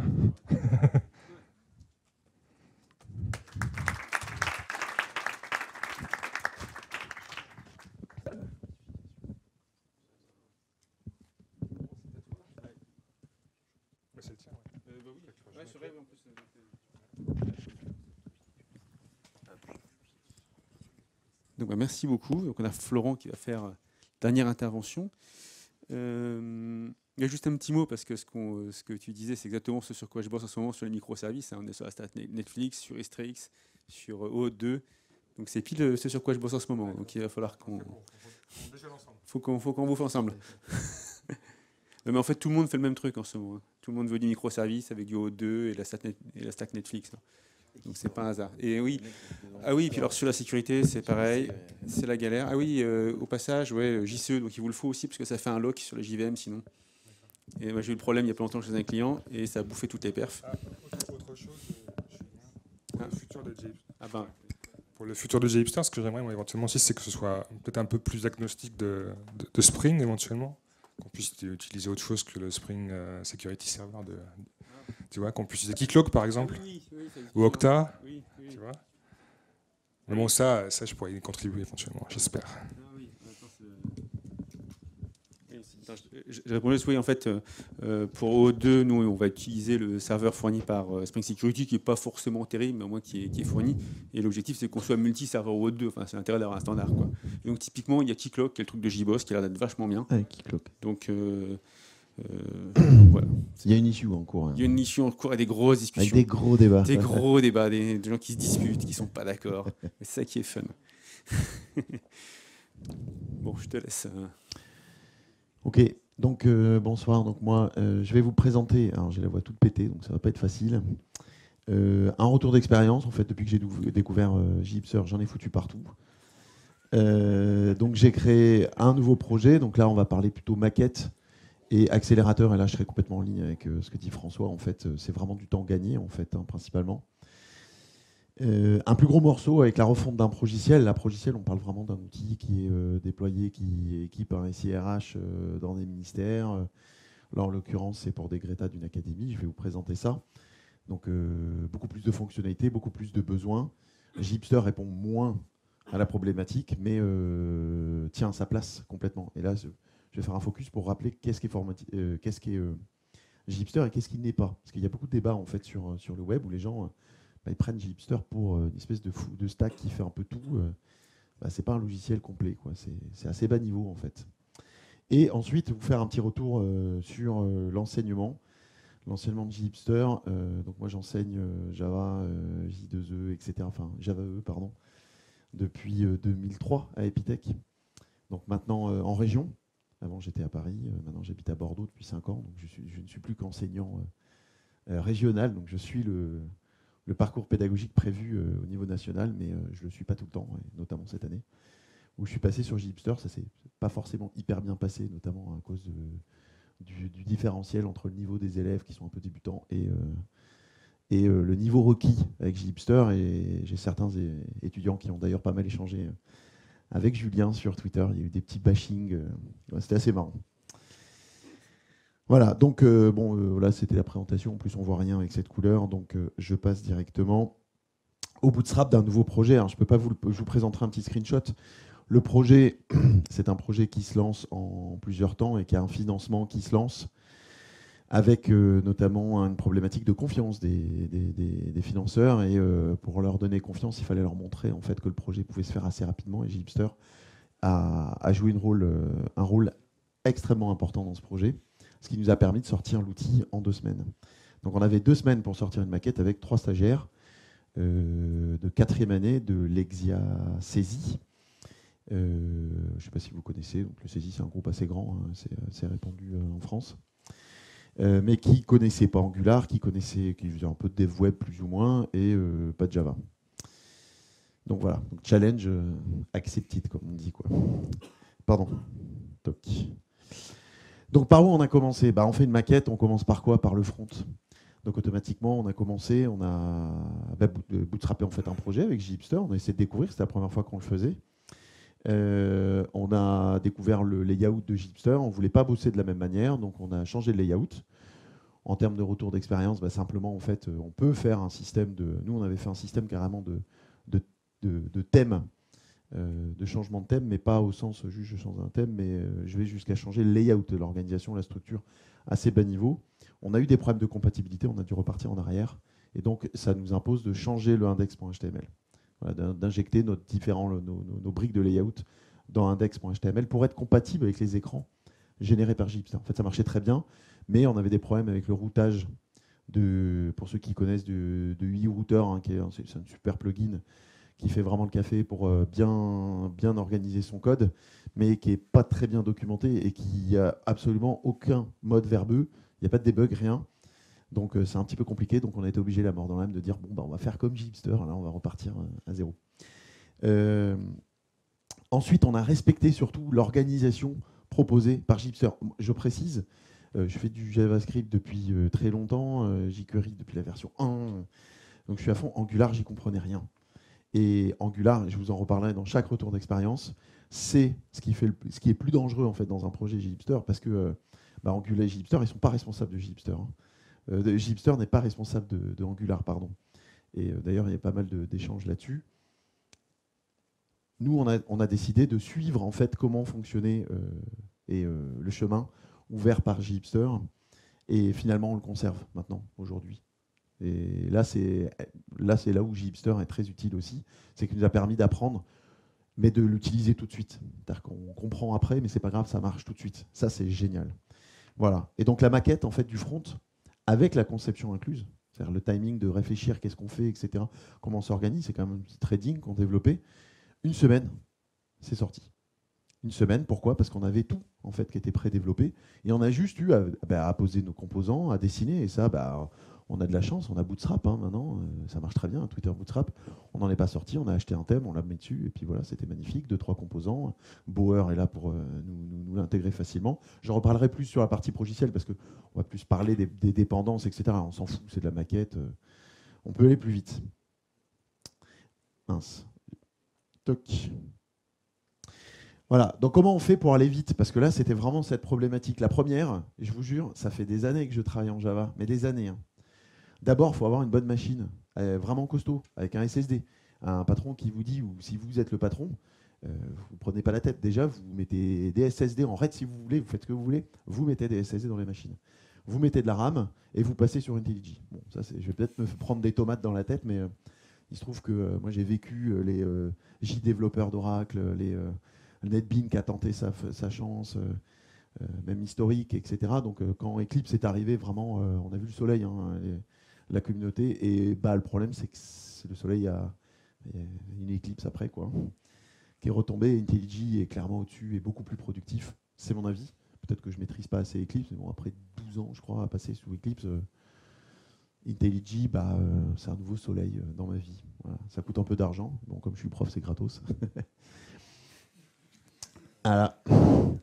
Les tests et l'intégration continue à lancer dès le départ. Je le dirai à la fin. Quand vous vous lancez avec JHipster, vous n'avez plus d'excuses en fait. JHipster, il fait tout. Il y a tout. Toutes les briques de base sont en place. Vous pouvez ne pas les comprendre, ne pas les maîtriser, mais vous n'avez pas le droit de dire que vous ne le faites plus. Ne pas faire des tests unitaires quand on fait du JHipster, c'est faire exprès. Ne pas faire d'intégration continue. Ça va faire marrer mes stagiaires qui, à mon avis, regardent la vidéo parce qu'on est un peu en retard là-dessus, mais bon, voilà. Et mine de rien, quand même, se dire que ça ne fait pas tout seul, on est obligé d'investir un petit peu de temps. Et parfois, c'est 1 ou 2 heures. Tu le disais tout à l'heure, tu lis un peu le code, tu regardes comment fonctionne JHipster, tu lis dans le cerveau de Julien, tu te dis ok, pourquoi il s'est fait chier à faire ça? Il y a peut-être des raisons, etc. Et en fait, au bout, tu comprends plus vite en fait, comment on peut organiser. Ça ne veut pas dire que c'est la bonne solution, c'en est une très bonne. Voilà. Je sais qu'au premier meet-up, par exemple, le premier speaker, qui était quelqu'un qui était assez calé techniquement sur les choix, il avait dégagé plein de trucs au fur et à mesure, il était passé sur MyBatis, je crois, etc. Mais parce qu'il les maîtrisait et qu'il avait le recul pour le faire. Je pense qu'il y a beaucoup d'utilisateurs de JHipster qui débutent plus. Il ne faut pas le faire, quoi. Au début, il faut aller au bout de la logique avant de dire je change, etc. Je sais qu'il y a une couche React.js qui est en train d'être codée, etc. Bon, voilà, c'est très bien, mais ça, c'est pour les grands. Très clairement. Voilà. Et chercher les bons composants avec Bower, c'est clair. Quand vous vous lancez, le risque, c'est d'avoir commencé à coder partout. Et François vient d'en donner une excellente illustration. Si vous ne voulez pas vivre ce que vit François aujourd'hui, même si l'appli tourne, oui, et puis en même temps, c'est ça, c'est à un moment, vous avez perdu le fil de JHipster, c'est pas grave, vous avez des composants, vous pouvez les mettre à jour vous-même. Hein. Mais bon, c'est un peu plus pour les grands quand même aussi. Vous utilisez Bower, évidemment, je ne parle même pas de Maven ou Gradle, etc. Pour moi, c'est tellement évident que... Mais la partie JS, prenez pas des plugins n'importe comment, n'importe où. Regardez ceux qu'il y a sur Bower. Regardez sur GitHub, ça c'est le grand dada de Julien. Combien ils ont d'étoiles, combien il y a d'utilisateurs, quelle activité. Mais c'est vrai, mais dans 5 ans, vous bénirez ce genre de conseils. Parce que le plugin qui n'est plus actif, etc., et que vous ne comprenez pas, et qui a été mal codé, c'est la merde. Voilà. Et donc pour finir, le projet, parce que j'essaie d'aller rapidement là-dessus, projet fini en 2 semaines, le MVP, hein, c'est un Most Minimum Viable Product. Donc c'est hyper Lean Startup compliant. Vous êtes des cools, vous vous lancez en Lean Startup, vous avez lu le livre d'Eric Ries, etc. Ouais, JHipster, c'est fait pour vous, clairement. Vous n'avez pas de direction technique, montez pas une startup. Mais si vous en avez un qui a un petit peu le niveau, qui est jeune, souvent quand les startups, c'est des jeunes qui sortent de l'école, qui sont pas chers, quoi, qu'on utilise en CTO, avec JHipster, ils feront le café, quoi. Voilà. La montée en compétences très rapide. Oh, j'ai fait une faute. Mince. On sait qu'on peut faire après. Ça, c'est ce que j'ai dit tout à l'heure. JHipster, il marche en sortie de boîte. Donc finalement, vous tweakez, vous modifiez, vous l'utilisez. Même si vous ne comprenez pas, on s'en fout, vous comprendrez plus tard. Mais ça, c'est extraordinaire hein, en termes d'apprentissage. Hein. Ça fait vraiment avancer. Et rien de jetable, mais prévoir une refacto. Le refacto, c'est un peu la vie. Hein. Enfin, quand on est informaticien et qu'on a 10 ans d'expérience, ça fait 10 ans qu'on refactorise. Quand on a 15 ans d'expérience, ça fait 15 ans qu'on refactorise. La refacto, c'est un art, c'est une science. Il faut savoir l'organiser. L'IDE peut vous aider. Par exemple, et que IntelliJ, je le trouve un cran au-dessus de celui d'Eclipse, mais voilà, de toute façon, c'est toujours vous qui allez bien piloter votre refacto. Il faut prévoir dès le départ de refactoriser, être à l'aise avec. Hein, c'est le principe d'agilité finalement. Ça vous permettra de suivre. Le projet, là, il est un petit peu plus en stand-by, parce que là, on attend les chèques, hein, la signature, les financements. Mais tout a été lancé grâce à ce projet en 2 semaines. Voilà. Et on avait une équipe hyper contente. C'est-à-dire que moi, j'ai eu des développeurs qui sont arrivés, et au bout de 2 semaines, ils étaient vraiment ravis. Ils n'ont pas bloqué. Il y a eu des bugs, etc. Mais c'est fluide. Voilà. Donc, qu'est-ce qu'on a dit? Yo, JHipster, thank you. Voilà. Voilà, je vous montre rapidement un screenshot de la maquette. Je ne peux pas vous montrer en vidéo, je n'ai pas le droit. C'est dans le vin, on est à Bordeaux. Et donc vous avez tous les composants qui ont été dessinés, une timeline qui avance dans le temps en fonction. Voilà. Ça, c'était le premier projet. Le deuxième, un petit peu plus ambitieux, où là on parle d'une refonte progicielle. Alors, je ne sais pas si vous avez déjà travaillé dans des contextes progiciels. Je ne sais pas qui a travaillé sur des contextes progiciels, vraiment pur bas niveau. Enfin, progiciel, c'est-à-dire piloter vraiment la conception, le développement et la maintenance, c'est surtout ça le plus chiant d'un progiciel. Personne? Si? Ah si, il y en a quand même pas mal. La ligne, ils sont mis au même niveau. Voilà, donc là c'est un progiciel que j'ai créé je n'étais pas tout seul, mais dans ma société qui s'appelle Neuros, qui existe encore, qui est pas mal spécialisée en Drupal. Aujourd'hui, on travaille beaucoup dans l'assurance et on a fait un progiciel RH. Je ne cherche pas à comprendre. Qui s'appelle Formaltis, qui tourne au ministère de l'Éducation, qui tourne au ministère de la Culture, qui tourne dans des villes, métropole de Rennes, voilà. Donc qui gère principalement en fait toutes les problématiques de gestion de formation, le plan de formation, le DIF, le CPF maintenant, compte personnel de formation, et les entretiens annuels, les demandes de formation, les workflows au ministère de l'Éducation nationale, des demandes de formation, c'est 23 étapes de workflow. Voilà. Bienvenue dans le monde des ministères. Et il se trouve que on a signé en fait la refonte, enfin l'équipement en temporaire exactement entre deux refontes progicielles qui prennent des années, avec l'Académie de Versailles pour équiper les 7 Greta. Donc les Greta, ce sont les centres de formation en fait rattachés aux académies françaises et qui distillent des formations, beaucoup de formations professionnelles en lycée hôtelier, etc. Et ça va de la formation de 1 heure ou 2 heures à une machine-outil spécifique parce que le mode d'emploi est en anglais et que les gens ne comprennent pas, donc il faut les former, etc., à des BTS. Donc des BTS, c'est les formations les plus longues qu'ils font, donc ils ont jusqu'à des bac plus 2, quoi. Donc 2 ans. Donc on a signé ce contrat avec la problématique de le faire en 2 mois et demi. Donc là, c'est la semaine prochaine, j'espère qu'ils ne me regardent pas. Et on a décidé en fait de repartir d'un applicatif monolithique des années 2000, conçu en 2006, avec des problématiques multi-clients, multi-branches. On fait du privé, du public. Donc le i18N, c'est la vie pour nous. Choisir des écrans à la volée, du code spécifique aussi, et des comportements de l'application qui changent en fonction du type de client, etc. Le paramétrage, le code spécifique, je viens d'en parler. Et une problématique de cycle de renouvellement technologique, c'est pas dur. On est parti en Struts 1.3, je crois que je le mets après. Ouais, je le mets après. Donc en fait, je présente les Greta. Donc c'est 7 Greta, une centaine d'utilisateurs à équiper. On parle d'utilisateurs dont c'est l'outil unique de travail quotidien. C'est pas un outil qu'ils vont utiliser de temps en temps. À peu près 2000 intervenants. Les intervenants des Greta, c'est les enseignants en fait de l'Académie de Versailles. Et le précédent projet, ça c'était une certaine pression qu'on nous avait mis, abandonné à cause des inéquations avec le Greta. Le Greta a un mode de fonctionnement très spécifique. C'est pas comme une école. Ça va de l'école à l'entrée-sortie. C'est vraiment une personne qui vient 1 heure, qui repart. Voilà, c'est assez particulier. Nous, on avait un socle legacy conçu en 2006, Struts 1.3. Voilà, ça devrait en faire rire certains, mais en fait, ça marche très bien. Approche pure composant Rialto.js. Alors, s'il y en a un qui connaît dans la salle. Yes. C'est vrai? Ah ben voilà. Ben on a travaillé sur la version 1.0 de Rialto, sur les proposals API, etc. Ah, avec Cyril, on s'était rencontrés. Ouais. Voilà. Et par contre, on était multi-base de données. Pourquoi? Parce que on était à l'époque où on déployait chez les clients. Donc les clients, ils nous disent, moi je suis en environnement Microsoft, moi je suis en environnement Linux, Unix, machin, Red Hat, CentOS, Debian, tout. On a tout eu. Et en base de données, Oracle, MySQL, SQL Server, etc. Voilà. Donc on avait une approche quand même relativement rad. Donc nous, on faisait du Meurize, on générait notre modèle de données depuis Toad Data Modeler, et puis ça nous générait notre modèle de données, et hop, on utilisait Spring Hibernate Revenge pour générer l'ensemble de notre applicatif. Donc on générait les écrans aussi, comme Gipster à l'époque, sauf qu'ils n'étaient pas beaux, c'est la grosse différence.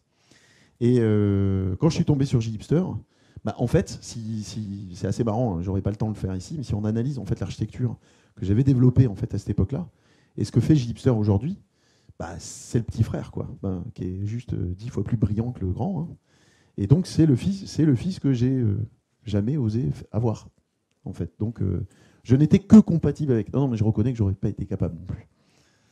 Voilà. Donc, on s'est dit, OK, comment on peut faire? Est-ce qu'on utilise une nouvelle techno ou pas? Et c'est là où on s'est dit, Gipster, on va tester, et on testait en live parce qu'on n'avait pas de capacité de retour. En fait, on n'avait pas le temps. En 2 mois et demi, tout le monde, je pense, a fait des projets autour de nous. Faire un projet comme ça, en 2 mois et demi, c'est extrêmement short, quoi. Surtout qu'on avait vendu un logiciel.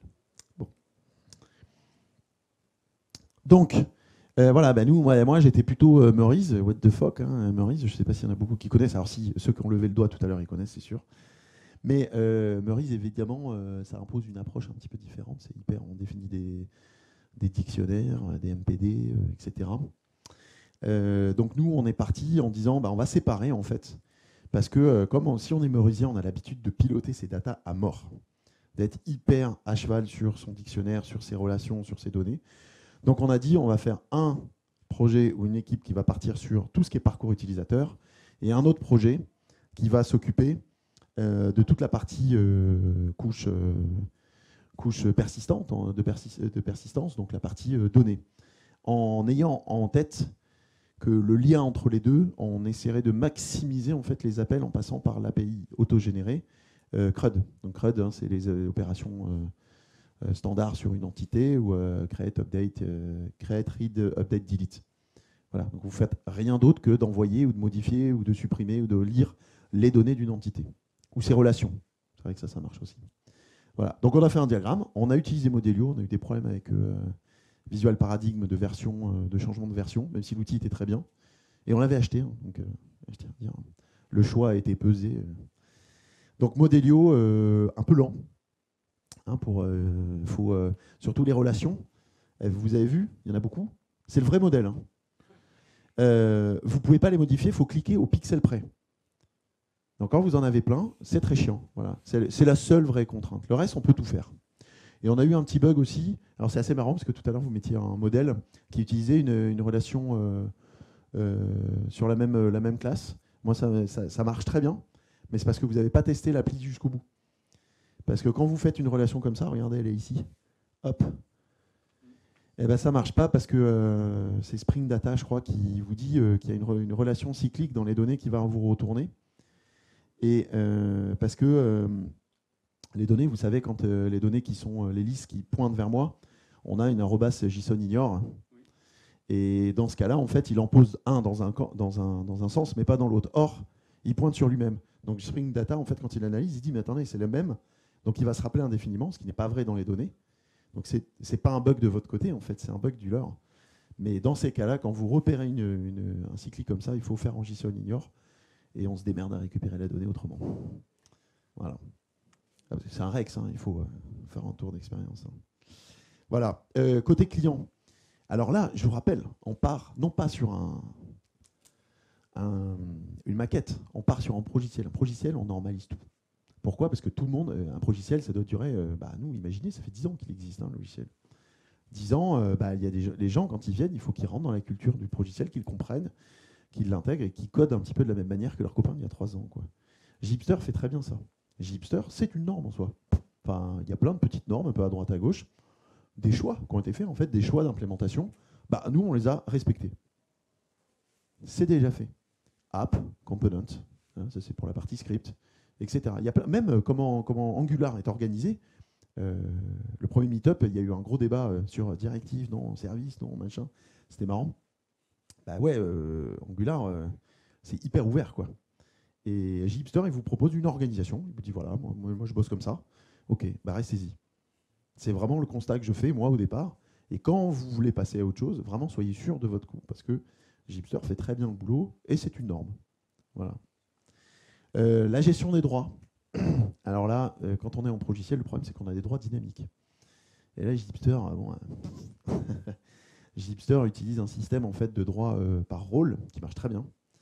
Vraiment très très bien, mais il faut aller plus loin quand on est en progiciel. Pourquoi? Parce qu'on a besoin de poser des droits sur des bouts de composants en fonction du profil et de la personne, qui peut être multiprofil, etc. Et en fonction surtout de son appartenance. Nous, par exemple, il faut donner une visibilité en fonction du Greta auquel il appartient. La base est globale.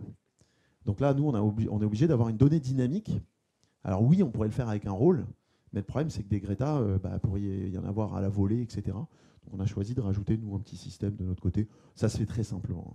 Il faut juste regarder un peu comment c'est foutu. Il y a des directives qui font le truc. Voilà. Le layout, bah oui, on a eu un problème de souplesse parce que nous, on voulait pouvoir changer en fait rapidement. Non pas le thème, ça marche très bien, mais le layout, c'est-à-dire la structure vraiment, ma navbar, je veux pas la mettre là, je veux changer. On peut le faire un peu dans Gipster, mais c'est un peu limité. Et on est obligé de conserver, vous savez, le 8, ça vous parle, la directive 8 view. Voilà, comment c'est foutu. Si vous changez ça, les écrans auto-générés par Gipster ne marchent pas. Et on est trop perdant en fait. Ça, c'est à cause de UI Router, en gros. Moi, je me suis pris la tête et je me suis dit, ok, j'y arriverai pas. Sauf à aller, évidemment, changer les templates de génération de Gipster, mais ça, c'est ce que je me refuse à faire. CRUD First, c'est clair. Alors moi, c'était un changement de paradigme, hein, clairement. Moi, j'avais pas d'API, j'étais pas du tout dans une approche. Alors j'avais une approche CRUD en fait, parce que les écrans sont auto-générés de la même manière. Donc là, nous, on a recodé de cette manière-là en faisant des écrans un peu moins access-like. Je vous montrerai l'écran de l'ancien logiciel, vous allez vous marrer. Limiter le couplage, ça c'est normal, mais il se trouve que quand vous commencez à faire vraiment un gros logiciel, vous vous rendez compte que tous vos apps et vos composantes, ils vont commencer à se croiser, à se chevaucher dans tous les sens. Là, Gipster, il peut rien pour vous, hein. C'est simplement un rappel en fait, de bon sens que le couplage, c'est à vous en fait d'y faire attention. C'est en ça que Gipster fait pas tout, il peut pas normaliser ça. La question qu'on pourrait se poser, c'est est-ce que ça serait intéressant d'avoir des applications d'exemple? Je suis sûr que tout le monde le veut, ça. Des applications d'exemple. Est-ce que ça aurait du sens ou pas? Je ne sais pas. Publier des applications complètes. Gipster en soi est une application, mais en fait, c'est plus un back-office, quoi, un back-end, quoi. Voilà. Et AngularJS, alors bon, ça c'est tout le débat. AngularJS, en fait, c'est le gros. J'en reparlerai tout à l'heure quand je parlerai d'Epitech, parce que c'est le mur qui se sont pris dans la gueule, hein, pour faire simple. Normaliser AngularJS, je le disais tout à l'heure, ouais, c'est vraiment la première chose à faire pour moi, c'est de comprendre comment ça fonctionne. C'est relativement simple en fait, hein, mais il faut le normaliser. Et que votre équipe code de la même manière. Moi, je peux vous dire, quand on fait du code review, j'ai fait du code review. Vous allez voir les écrans, je vais vous les montrer, il n'y en a pas un qui est codé pareil. Et ça, la seule solution, c'est de faire du code review. Comment ça s'appelle quand on code dojo, c'est ça? Quand on tourne, Coding Dojo, voilà. Coding Dojo, ça fait vachement de bien aux équipes pour qu'elles vraiment apprennent une espèce d'identité unique. Enfin, entre elles, voilà. Je vais essayer de speeder. C'était côté client, ça. Côté serveur. Je le redis, UML, vous n'avez pas le choix. Sur un gros logiciel, c'est UML obligatoire. Donc nous, on a réussi à ressortir de l'ancien modèle de données. L'ancien modèle de données, il y avait 500 tables. C'était un peu compliqué. Et surtout, quand vous faites du reverse sur les outils d'UML, ils ne vous génèrent pas un diagramme de classe et ils ne savent pas faire la transco automatiquement. Ils vous génèrent un diagramme de base de données.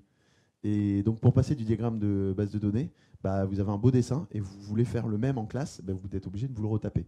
Je n'ai pas trouvé d'outil qui savait faire la transco directe. On est reparti d'un nouveau modèle de données. Cependant, voilà, aujourd'hui, j'ai plein de réflexions à faire sur la partie UML, mais ça marche vraiment bien. Vous l'avez vu, le modèle de données, le diagramme UML, il est assez costaud. Il y a eu un bug, sur le problème de relation sur l'entité sur elle-même, et c'est tout. Ça régénère bien, etc. L'autre marque, c'est le problème de couplage. En fait, tout Gipster réfléchit génération.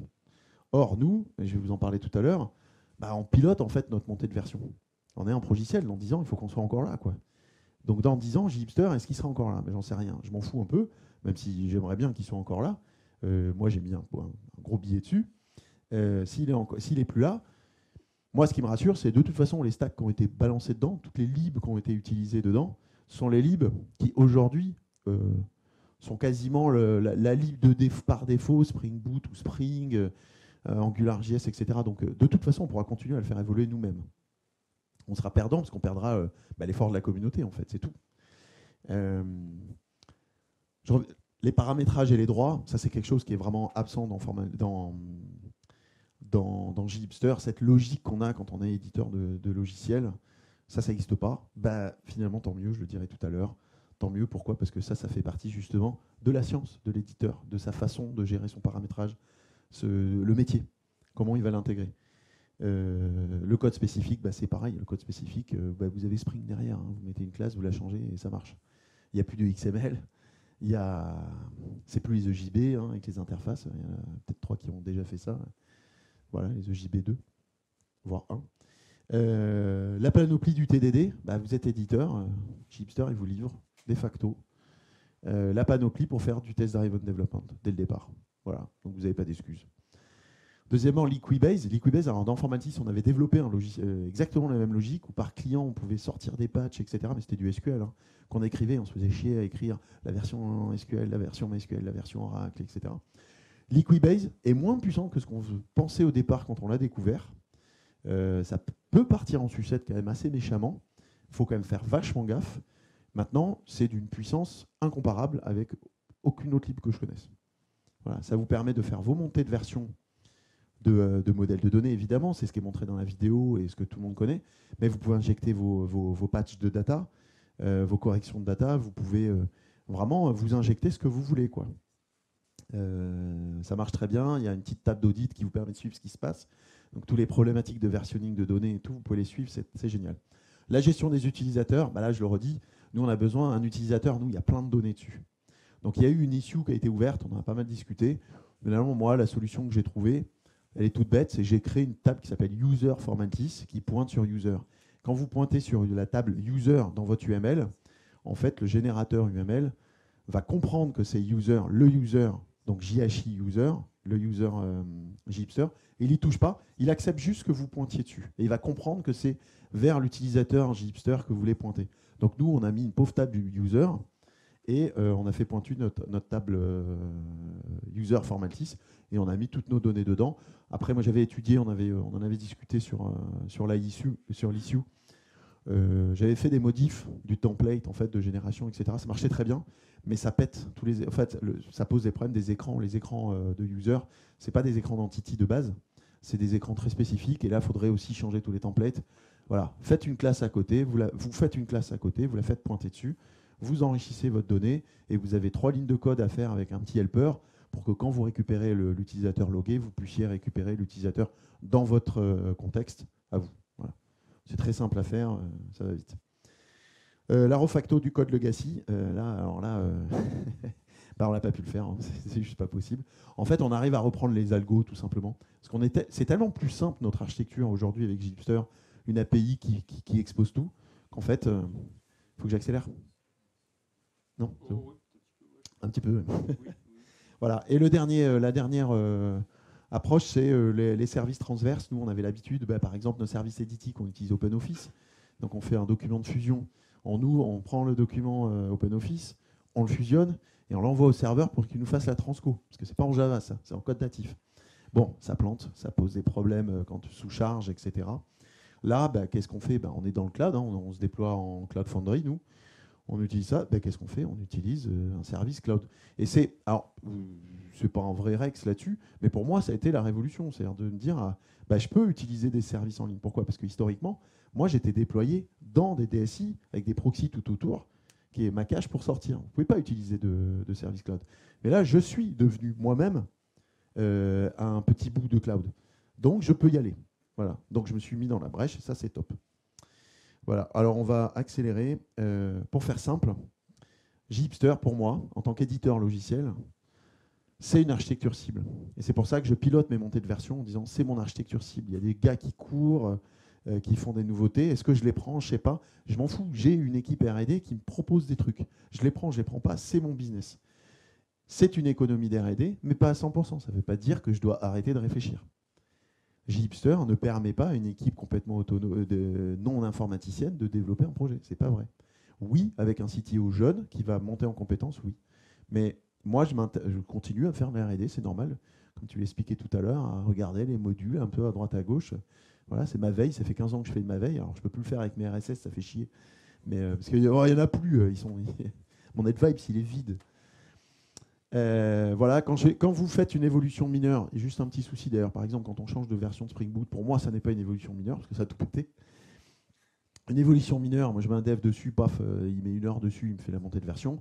Quand c'est une évolution majeure, je fais une évolution majeure de mon propre logiciel. C'est-à-dire que je le fais passer dans une branche à part où on va faire la montée de version et on va en profiter pour faire des évolutions, nous, de notre côté. Et à terme, la personnalisation de certaines tâches JHipster, c'est-à-dire que forcément, à terme, vous êtes obligé d'ouvrir le capot.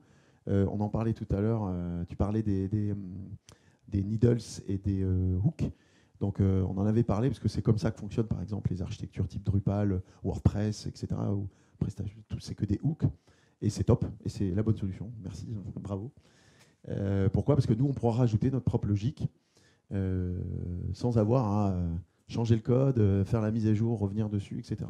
Ça, c'est topissime, c'est une super nouvelle, je ne savais pas. Donc c'est top. Voilà, ça c'est l'ancienne version. Donc vous voyez, multi-fenêtre. Rialto un petit peu relooké quand même, un peu moins moche que la version que vous devez connaître, mais avec des onglets partout. Voilà, donc les progiciels qu'on faisait vers 2005-2006, web, c'est-à-dire avec un look un peu à la Access, quoi, des listings de données, etc. Et je montre la nouvelle version. Voilà.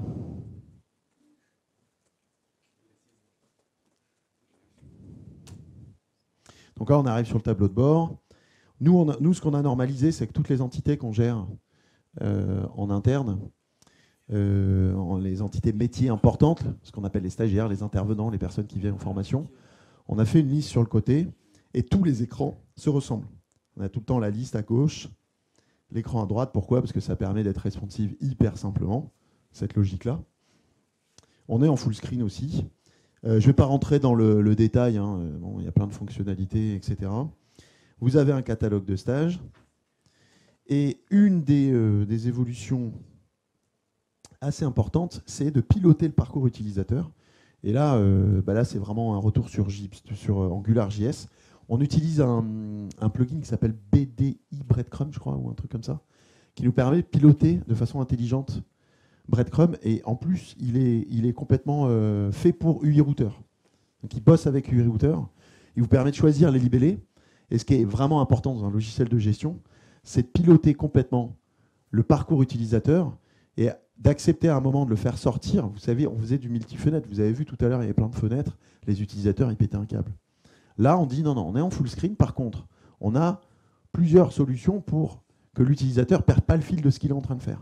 Soit, par exemple, je suis sur une entité, un stage. La personne veut faire quelque chose en parallèle, rajouter une matière pour pouvoir la rajouter au stage. Là, vous avez la modale. La modale qui vous permet en fait de sortir du contexte, de travailler sur quelque chose et de revenir sur votre contexte.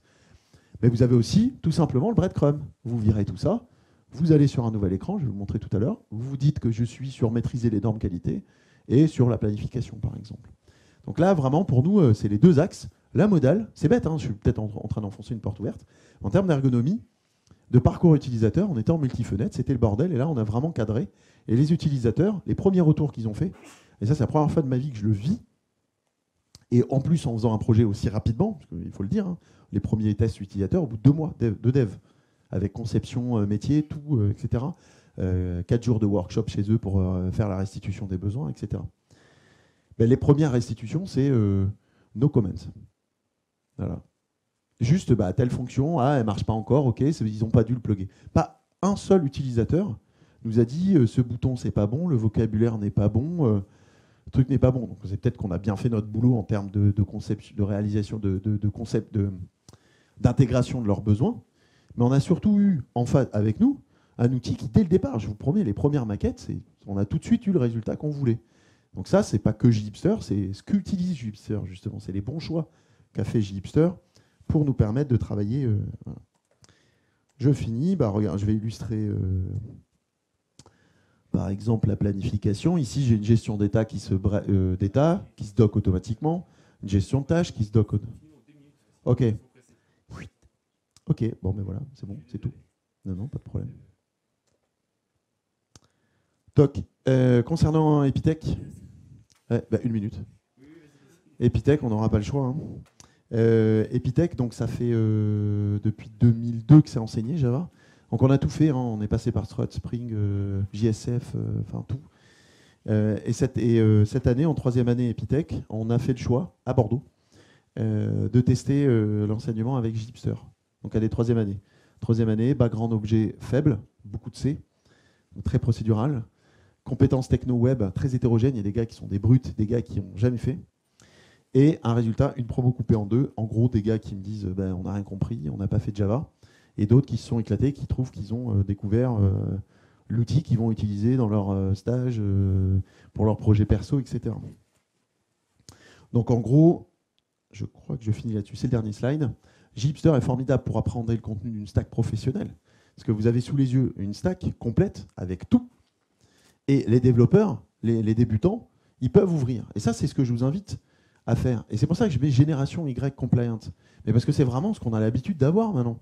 La génération d'Y, de regarder par l'exemple et de comprendre de façon très empirique. Pour elle, c'est normal, la génération Y. Alors pour nous, un peu moins. Mais vraiment, Gipster permet ça. Par contre, en revanche, c'est pas pour les purs débutants. Quand vous sortez, vous êtes en troisième année d'une école, vous n'avez pas fait assez d'objets, etc. Déjà, vous me prenez Gipster dans la gueule, vous ne comprenez rien en AngularJS. Pourquoi c'est intelligent? Pourquoi vous ne comprenez rien? Vraiment, ça, c'est le gros problème. Donc, la réflexion pour l'an prochain, si on maintient, c'est de séparer le front et le back, de préparer une version de Gipster. Et d'ailleurs, il se trouve qu'il y a une version maintenant qui le permet pendant la génération. Vous pouvez demander de ne pas avoir no front, je crois, un truc comme ça. De ne pas avoir le front, parce que, en fait, quand on découvre Java, le sujet n'est pas de savoir faire du Angular. Et de séparer donc la partie Angular dans un parti cours web et UML, qui est un cours qui est enseigné aussi à Epitech, qui passerait et qui permettrait d'utiliser Gipster pour comprendre et avoir le résultat. Voilà, je m'arrête là.